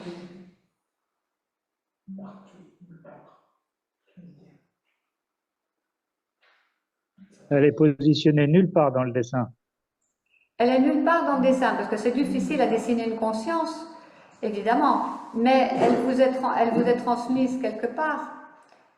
Elle vous est transmise quelque part parce que si vous avez compris le principe de ces petites étoiles qui sont les parties les plus infinies et bon, qui sont matérialisées sur un dessin parce qu'il faut bien les mettre pour qu'on les voit, mais c'est elles qui portent la conscience de l'être. C'est elles qui portent cette conscience et qui naturellement, eh bien, plus il y aura une évolution spirituelle de la personne, plus naturellement, cette conscience, elle va être dans l'infiniment grand, elle va être élargie. Et le but de l'être humain, c'est cette conscience élargie. C'est avoir le plus d'informations possible de tout ce qui nous entoure, visible ou invisible. Vous voyez? La conscience, elle est dans les étincelles alors?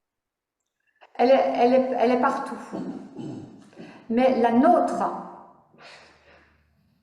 quand je vous dis, par exemple, souvent je vous dis la connaissance individuelle, la connaissance individuelle, la conscience individuelle au profit de la connaissance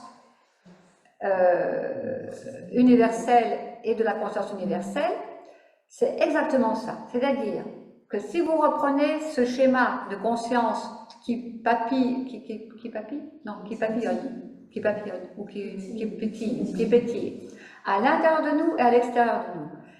Elle porte l'information de notre être, notre propre conscience. Mais quand elle est, voilà, il y a Marguerite là à côté de moi, hein, et bien Marguerite, elle a aussi ces petites étincelles qui papillent, non, qui pétillent, qui pétillent.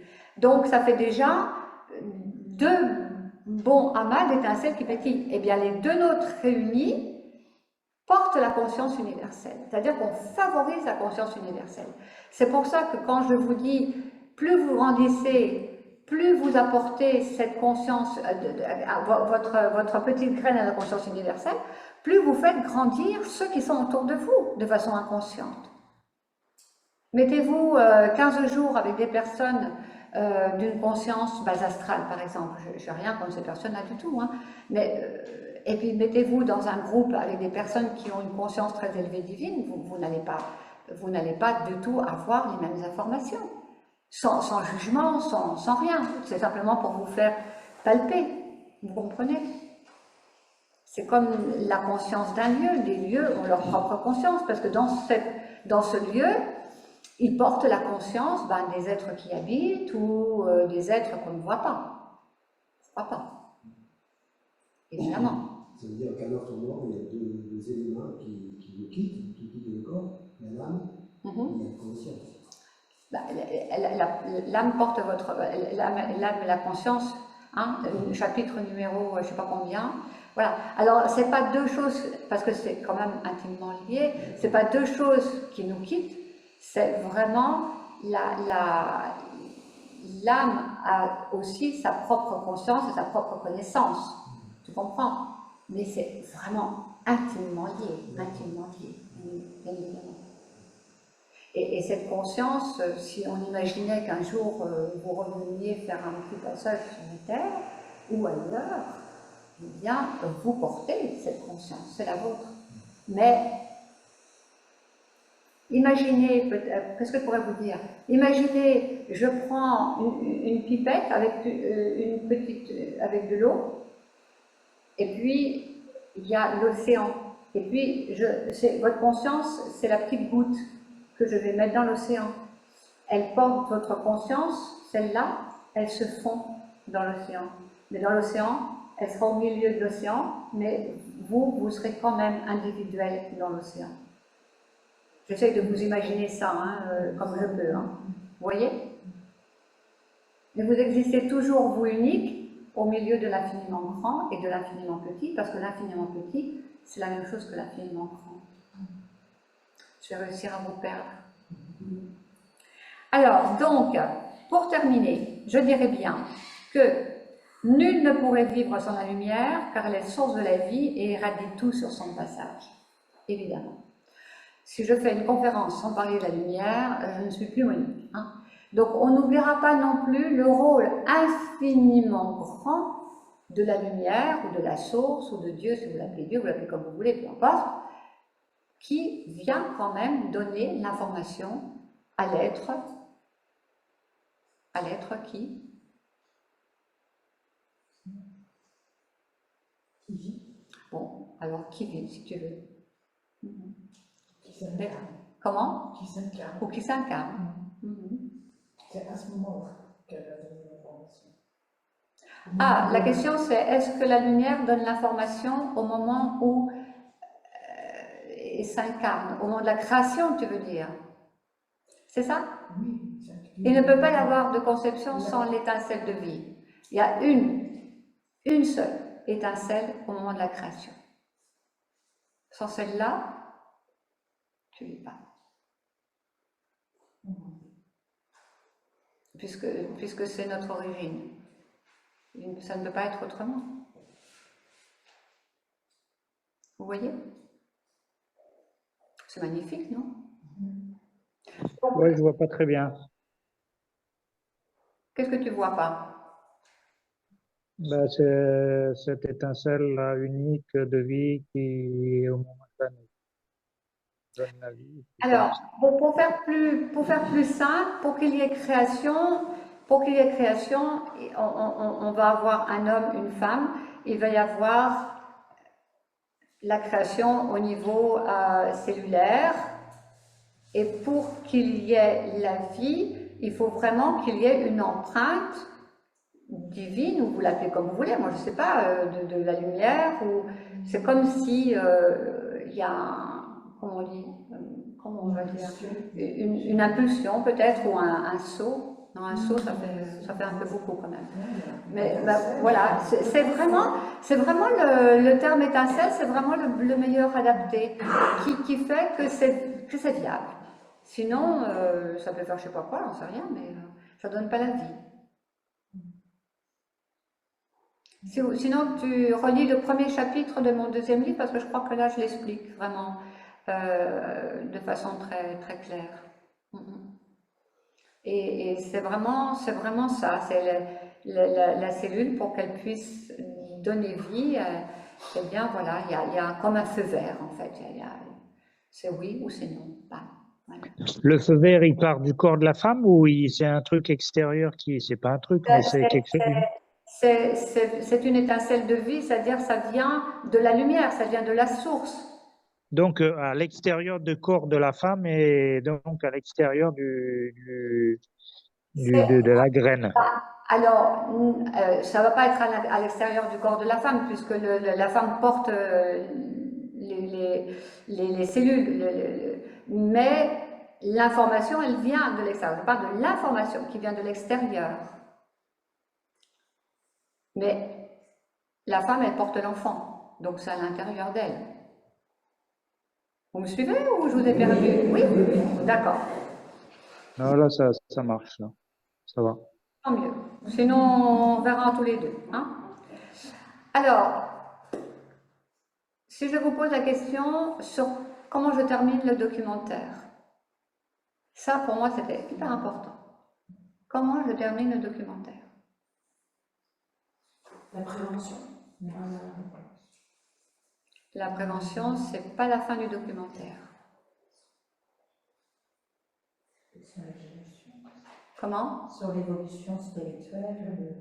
C'est pas la fin, non. Oui, c'est presque la fin, mais c'est pas la fin. Quand tu dis qu'on pourrait éviter les guerres et des choses comme ça. Non.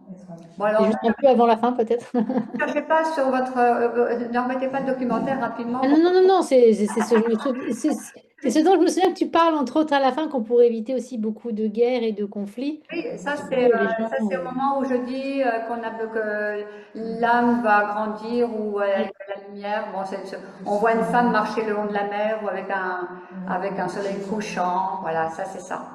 Et après, il y a autre chose. Allons. On parle de la source. On parle de la lumière, oui. À la fin. À la fin, non, à la toute fin. Alors, c'est une dame qui a un chapeau. Je vous donne tout, hein. Au moment où il y a une dame qui cueille des fleurs avec un chapeau, et là je dis, oui, il y a une dame avec un chapeau qui cueille des fleurs. Ne faites pas. Comment? Moi j'ai connexion, mais c'est pas ça. Ben, non, mais je dis quelque chose de très simple, mais ne cherchez pas midi à 14h, mais je dis, pour moi, il fallait que je le dise là, c'était le plus important. Enfin, c'est pas le plus important, bien sûr que non, mais c'était important. Je vois, tu as parlé du sacré. Bah alors, donc, vous avez coupé avant la fin. Ça, maintenant, je le sais. Vous allez dire, bon, ça y est, hein, Monique, ça fait 30 minutes, c'est bon, maintenant, c'est générique, c'est fini. Eh bien, vous avez oublié la femme au chapeau. Écoute, j'ai justement venir. Venir de la femme au chapeau? S'il vous plaît, ce soir, en rentrant chez vous, alors vous êtes sur place, là-bas, Zoom, mais vous devez regarder, eh bien, je vous dis que ce qui est important, c'est de se sentir pleinement vivant. Non.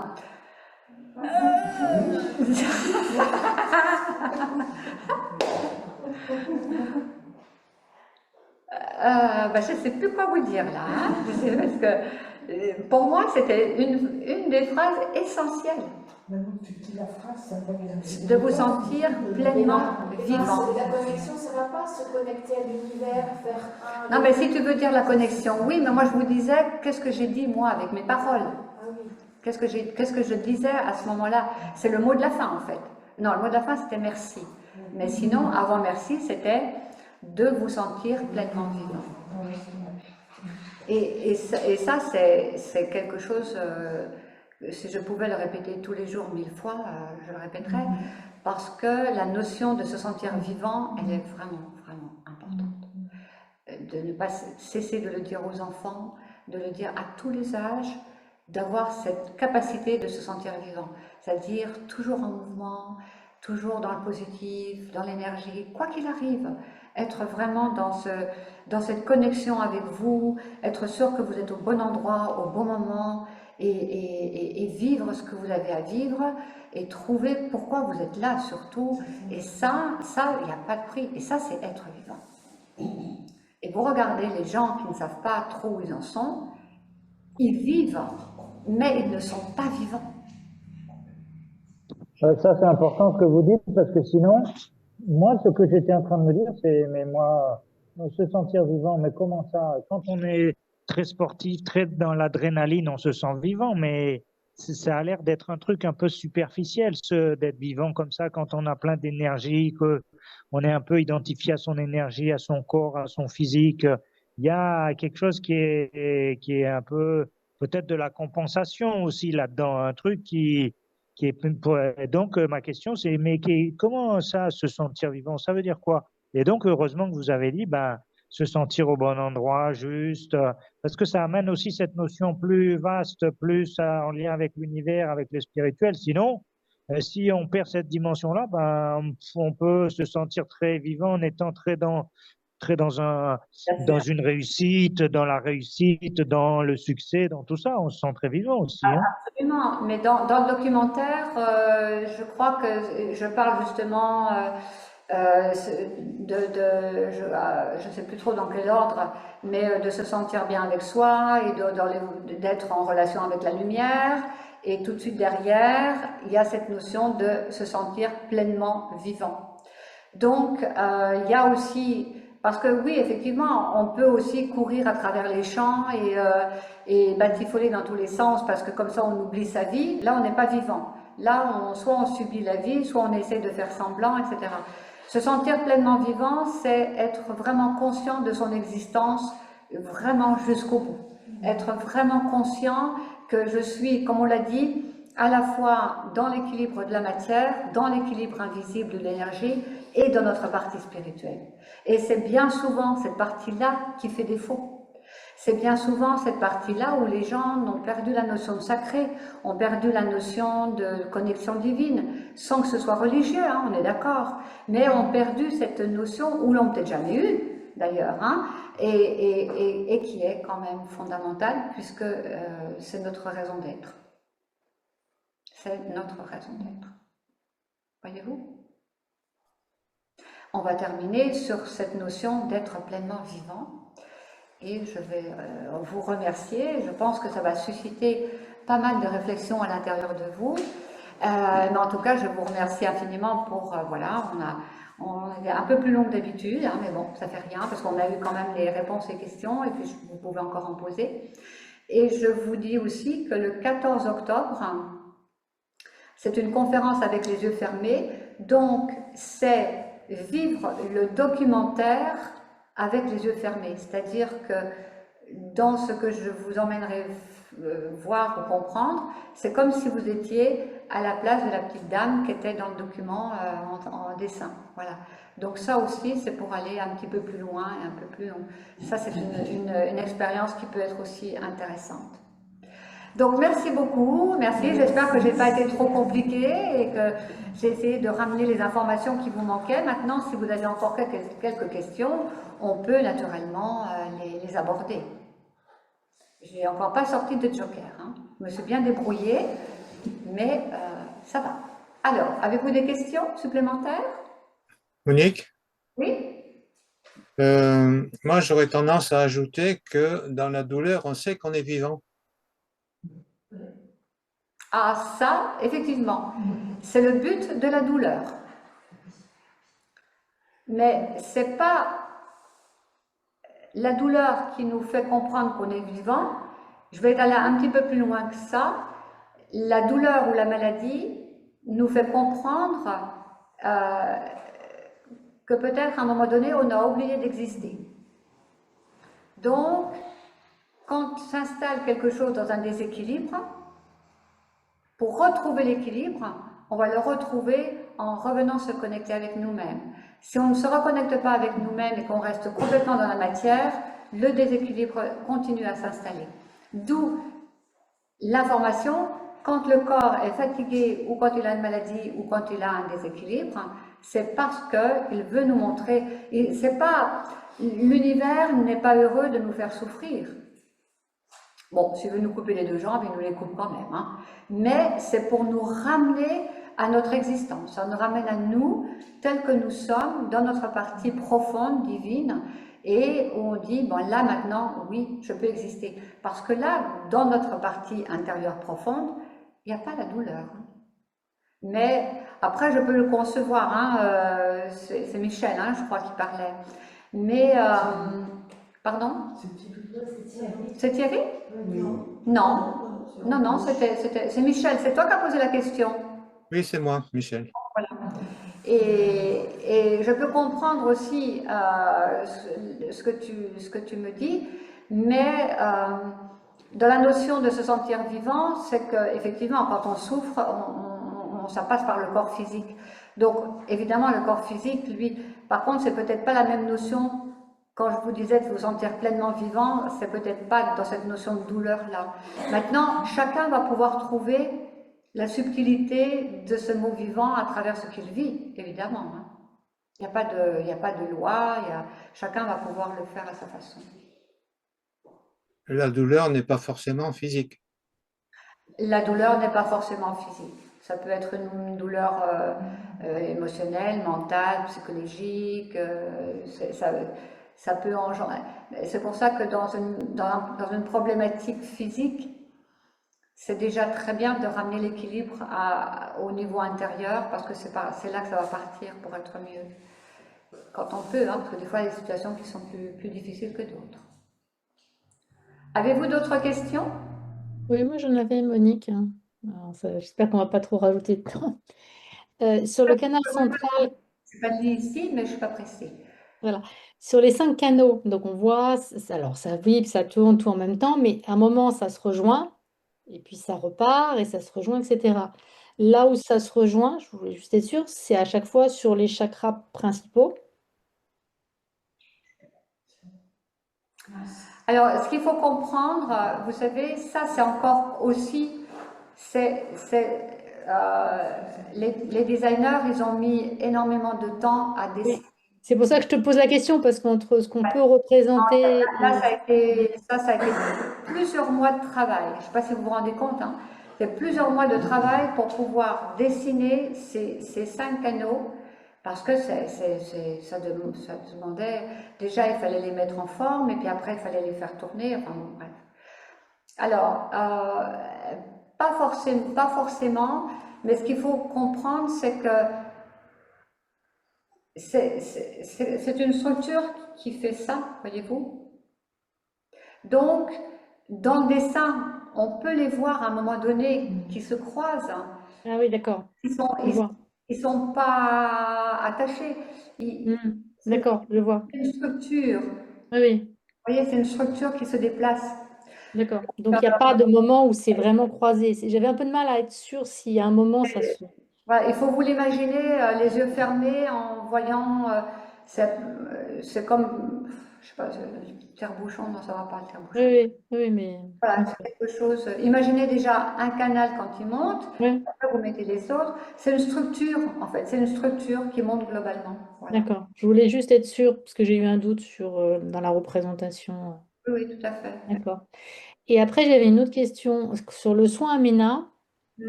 À un moment, alors on comprend, tu rentres dans la structure de la personne, enfin on comprend, on essaye de comprendre, en tout cas mentalement. Donc, effectivement... Non, pas mentalement, pour de vrai. Oui, pour de vrai, mais bon, déjà, voilà, avec notre cerveau, on comprend le schéma.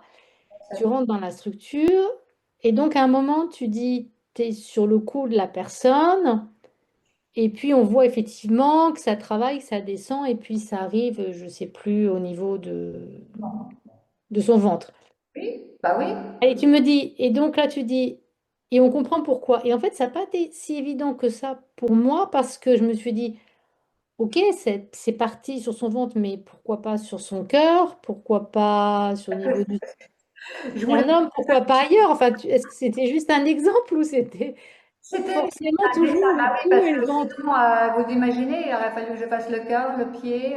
Oui, voilà, d'accord, c'était juste un exemple, c'était pas juste pour dire. Non, à ce moment-là, si vous écoutez, enfin j'espère, si vous écoutez, en fait, ce que je voulais expliquer, c'est que, par exemple, si j'ai une main, imaginez la tête de la personne ici, et ses pieds là-bas, mon travail qui va se faire sur la tête, si vous comprenez le concept des énergies et des veines énergétiques, etc., eh bien, si l'énergie ou la lumière qui sort de mes mains rentre à l'intérieur de la personne, rentre en contact avec toute la structure, les nadis, les chakras, tout ce que vous voulez, c'est comme si on met de l'électricité.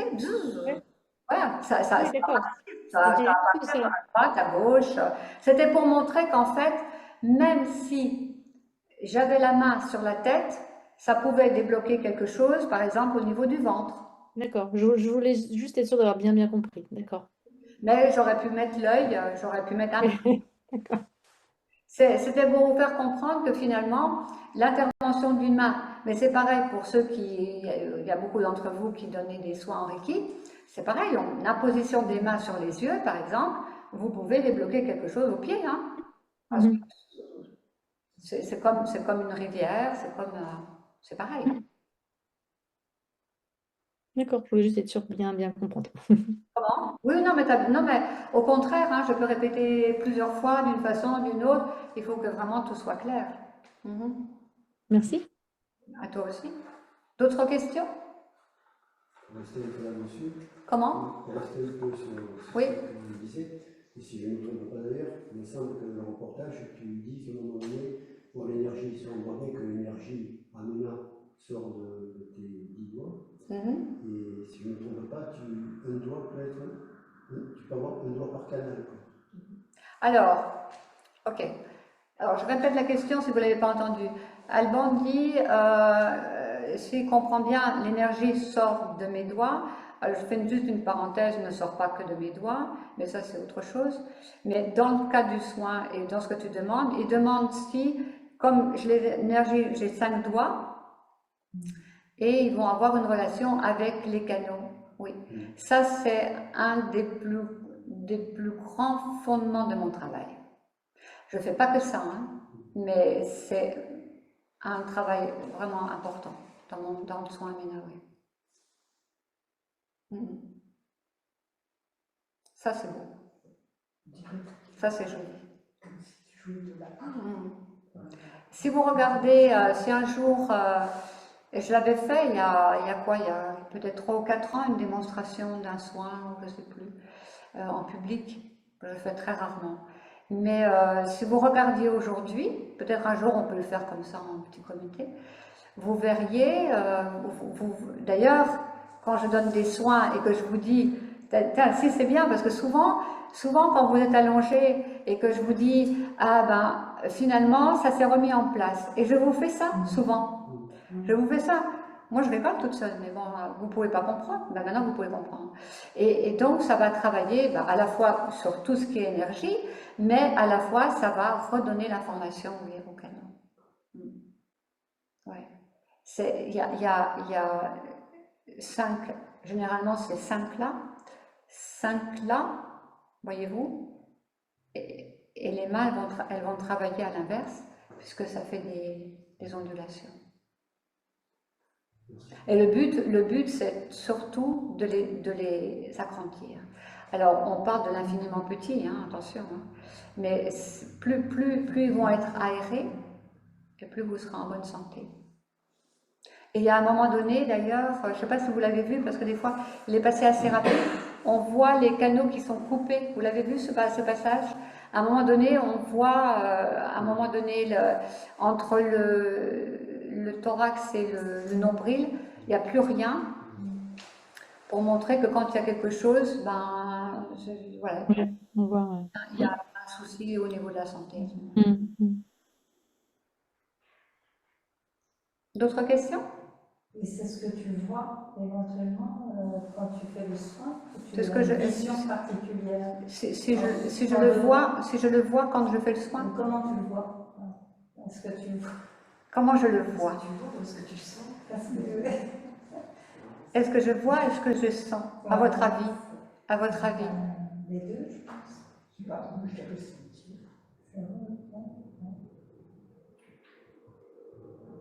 Alors, ce qu'il faut comprendre, c'est que je suis carrément à l'intérieur de la personne déjà. Hein, voilà.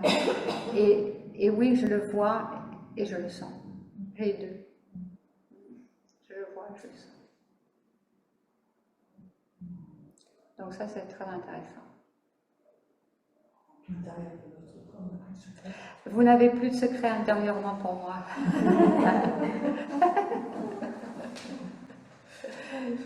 C'est comme si quand je fais des soins à distance, les gens me disent Monique, tu me donnes bien l'heure exacte, s'il te plaît, parce que si je suis sous la douche. Que je range chez moi. Je dis non, tu ne te verrais pas de façon humaine. Mais voilà. Oui, oui. Ce qu'il faut comprendre presque, c'est que chaque corps a sa signature. D'ailleurs, je dois le dire quelque part dans un livre. Vous avez votre propre signature, c'est cette signature-là que j'ai, tout simplement. Et c'est pour ça que si je vais travailler à distance, cette signature, je la reconnais. Je n'ai pas besoin de la date de naissance, je n'ai pas besoin de...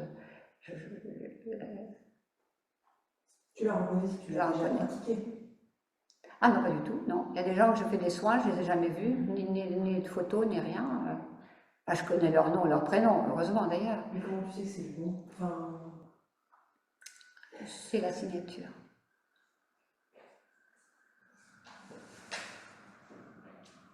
D'ailleurs, je vous ai donné un bout de la réponse ce soir, mais je ne vais pas y revenir. Parce que là, sinon, vous attendrez mon livre quand même. Hein. Bon, si un jour il arrive. Hein. Avez-vous d'autres questions? On voit les curieux. Est-ce qu'il y aura des dessins dans le livre? Parce que pour comprendre, c'est beaucoup plus simple. Ah, c'est une question intéressante. En théorie, oui. Normalement, il pourra être, il devrait être agrémenté de dessins.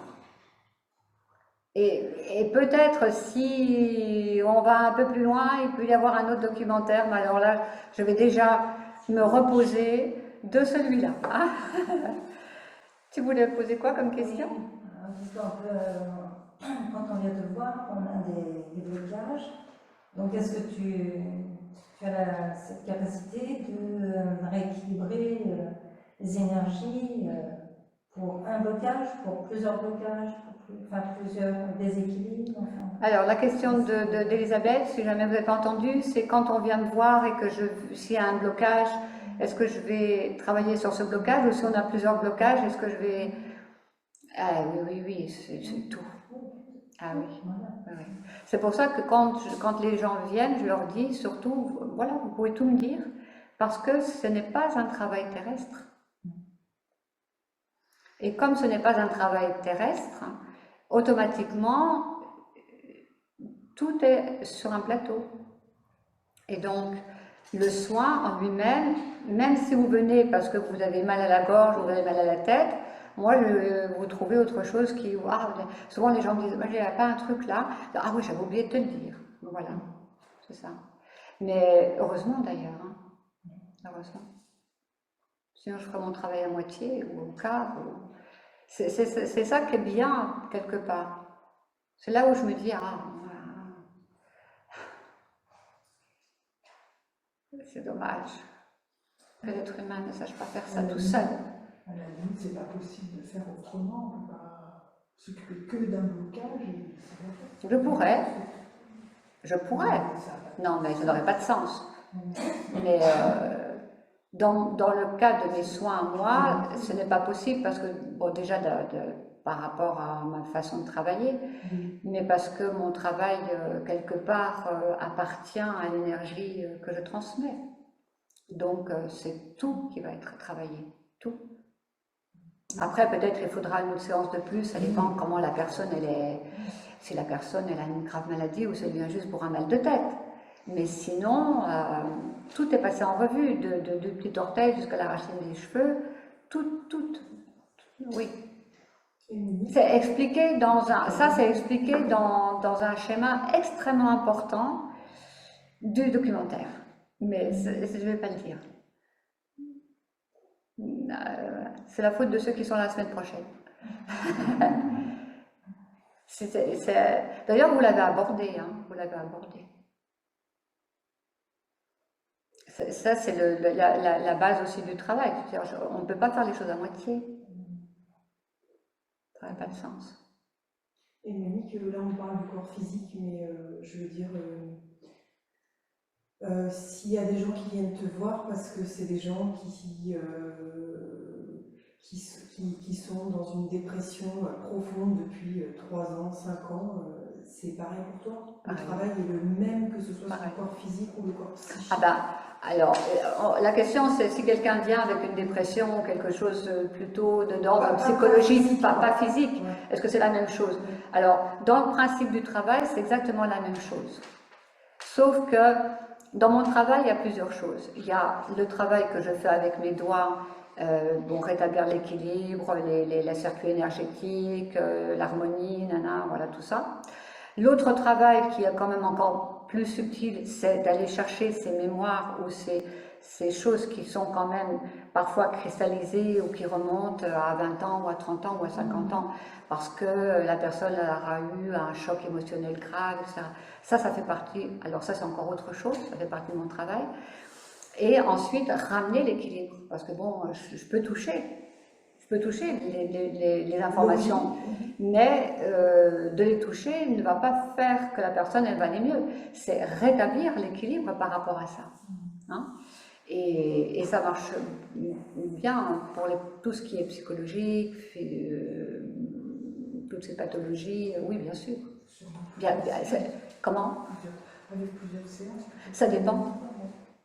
Il peut y avoir ce qu'on appelle des rémissions directes. À la fois rémission directe dans la matière, j'ai vu des personnes du jour au lendemain terminées, des personnes pour qui il va falloir plusieurs mois, des personnes qui ont par exemple une pathologie très grave et en 3 mois c'est résolu, avec une rémission derrière, et des pathologies par exemple mentales ou psychologiques graves, et si la personne, le soin l'aligne complètement, c'est fini, elle est en rémission directe. Ah oui. Après, il y a comme une auto-guérison qui se passe. Après, la personne, elle se prend en main et puis elle continue. Généralement, ça ouvre un accès spirituel quand même. La personne, ça la rend pas indifférente. Pendant 10 ans, elle est pas bien, elle fait un soin, elle va bien, elle va peut-être quand même se poser des questions. Et Monique, excuse-moi. Ah, mais qu'est-ce que c'est pas surtout? Non, mais tu sais, tu me disais que des fois, notamment en Espagne, etc., tu avais réussi à rentrer dans des hôpitaux. Ah oui. Hôpitaux physiques. Est-ce que ça t'est arrivé de rentrer dans des hôpitaux psychiatriques? Non, mais déjà la famille, elle y rentre pas, hein, donc non. Hôpitaux psychiatriques, non. Non, mais je sais pas, de la même manière que tu étais rentrée dans Ah des hôpitaux, oui, non, oui. de manière détournée. Non, parce que dans tout ce qui est psychiatrie, c'est quand même relativement très compliqué. Elodie fait allusion à un travail que j'ai fait il y a très nombreuses années où effectivement on m'autorisait à rentrer dans un hôpital, mais c'était entre minuit et 2 heures du matin. C'est pas un truc que tu lis dans tes livres, ça? Comment? C'est pas un truc que tu écris dans tes livres? Je pense pas l'avoir écrit. Je pense pas l'avoir écrit. J'ai dû en parler. Donc, si vous voulez, voilà, je suis allée plusieurs mois, je crois, hein, parce que la personne, on disait qu'elle était perdue, finalement, aujourd'hui, elle est en vie. Mais on m'autorisait uniquement dans ce créneau-là. Alors, il y avait des portiers ou des infirmiers qui me disaient à demain, si Dieu le veut bien. Puis il y en a d'autres qui me disaient j'y crois à ce que tu fais, à demain. Voilà. Ah oui, dans ces circonstances-là, il faut vraiment que ce soit la foi qui porte. Parce que c'est des moments difficiles quand même. En plus, c'était quelqu'un de la famille, donc c'était plus compliqué.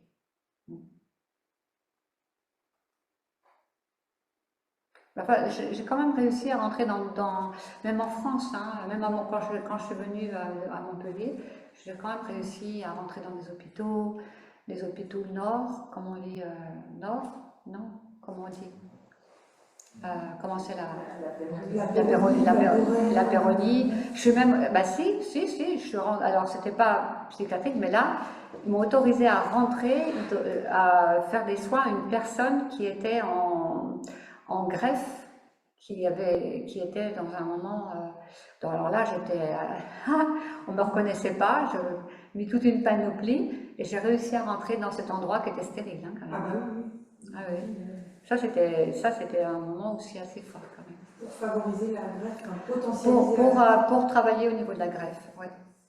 Et ça c'était, la péronie, c'est pas les enfants? Non? Non, c'est Ah oui, bah alors non, c'était la péronie. Alors c'était dans un service de greffe ou de chimio, je ne sais pas trop exactement, je ne me rappelle plus. Et pourquoi tu ne le faisais pas à distance? Pourquoi je ne le fais pas à distance? Alors, je privilégie toujours le direct.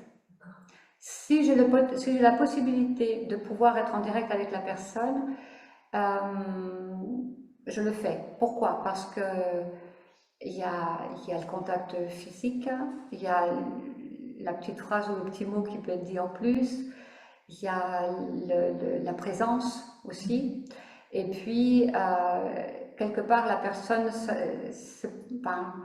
elle est, même si elle est en direct, à distance, ça fonctionne de la même façon, les personnes, elles aiment bien aussi quand je suis là, par exemple. Mais, comme je l'ai dit tout à l'heure, je fais beaucoup de soins à des personnes que je ne connais pas, que ce soit aux États-Unis, au Japon, je ne sais pas où, et ça marche tout aussi bien. Mais je ne vais pas aller au Japon, je ne vais pas aller ailleurs, et c'est des circonstances. Mais si je peux, je privilégie toujours en direct, toujours. C'est toi qui privilégie ou c'est le malade? C'est moi. Ah ben, les malades ou les personnes, elles vont toujours vouloir que je vienne. Hein. Ah oui. Là, il n'y a même pas à discuter. Mais par contre, si j'ai la possibilité, je vais toujours. Même si je force le passage, comme dans les chambres stériles ou dans pour ce monsieur qui était, c'était en soins intensifs, je rentrais dans les soins intensifs quand même. Hein. Et à minuit, je voyais l'infirmier qui glissait un paravent derrière moi comme ça, tout doucement, parce qu'en Espagne, des fois, dans les soins intensifs, c'est un peu comme à l'ancien temps, vous savez, ils sont tous les uns au bout des autres et il n'y a pas de cloison. Alors il y en a de temps en temps, il glissait un petit paravent pour pas qu'on voit mes bras qui bougent dans tous les sens. Voilà. Ouais, ça fait partie des moments forts où ce petit garçon qui débranchait en même temps que je travaillais et il est revenu, quoi. Ça, c'est extraordinaire. Ouais. C'est des moments qui sont très, très forts. Hein. Donc voilà. Monique, est-ce que tu as je sais pas, genre des confrères ou des consoeurs avec qui tu arrives à échanger? À échanger quoi? Sur ça? Ça s'appelle quoi un confrère ou une consoeur? Monique Bis. Monique Bis? Quelqu'un qui comprend ce que tu vis parce qu'il le vit lui aussi, elle aussi. C'est compliqué. Bon, après, j'ai déjà travaillé, on a déjà mis en place des formations NINA, voilà. Mais dans ce que je peux vivre, moi, dans les soins, c'est un peu particulier dans la mesure où je suis ici et je ne suis pas ici. J'appartiens aux deux mondes. Donc, j'allais dire, voilà, tout est... C'est très compliqué de partager ce que je peux vivre. Parce qu'il faudrait, pour le comprendre, que les gens puissent le vivre. Et tu sais, c'est les médiums qui disent ça aussi. Ils disent quand ils donnent une consultation, ils sont là mais pas là, puisque... Mais là, c'est différent, parce que là, ils reçoivent une information. C'est comme quand on fait de l'écriture. C'est pareil. Oui. Mais moi, quand je dis que je ne suis pas là, je ne suis pas là. Hein. Je voyage. C'est tout bon? Vous avez de quoi méditer, hein? Vous été plus loin que la normale. Monique? Oui, ça sera l'ultime, hein? Et ça dépend de la... Est-ce qu'on va retrouver cette soirée, c'est pas ça, mais cet enseignement sur YouTube? Alors, oui, dans un petit moment. Généralement, je laisse mijoter un petit peu, bon déjà parce qu'il faut qu'on mette ça en place, qu'on le retranscrive, machin, mais elle sera sur YouTube dans un petit moment. Pas tout de suite, elle sera. C'est quoi le petit moment? C'est combien de temps le petit moment? Oh bah Thierry, alors, hein? Bah, ça peut être 2 ou 3 mois, quelque chose comme ça. Parce que la qui est en attente et qu'on n'a toujours pas mis, donc celle-là, il faut déjà que je la connecte. Donc il y en a une qui va arriver et quand celle-là sera connectée, on prépare l'autre et puis voilà. Ok, super, merci. Voilà. Bien. En tout cas, merci beaucoup. Je vous souhaite une très très bonne soirée, une bonne nuit. Préparez bien votre nuit. Connexion avec vos petites cellules. et là-haut. Et puis, ben, on se reverra avec beaucoup de plaisir, par-ci, par-là. En tout cas, c'était une soirée très agréable. Et je vous souhaite voilà, que ça se mette en place tout doucement à l'intérieur de vous. En tout cas, c'était un réel plaisir. Et contente aussi que ce documentaire puisse apporter une conscience et une connaissance pour pouvoir faire évoluer tout le monde. Voilà. Merci beaucoup. Merci Monique. Merci. Merci Monique.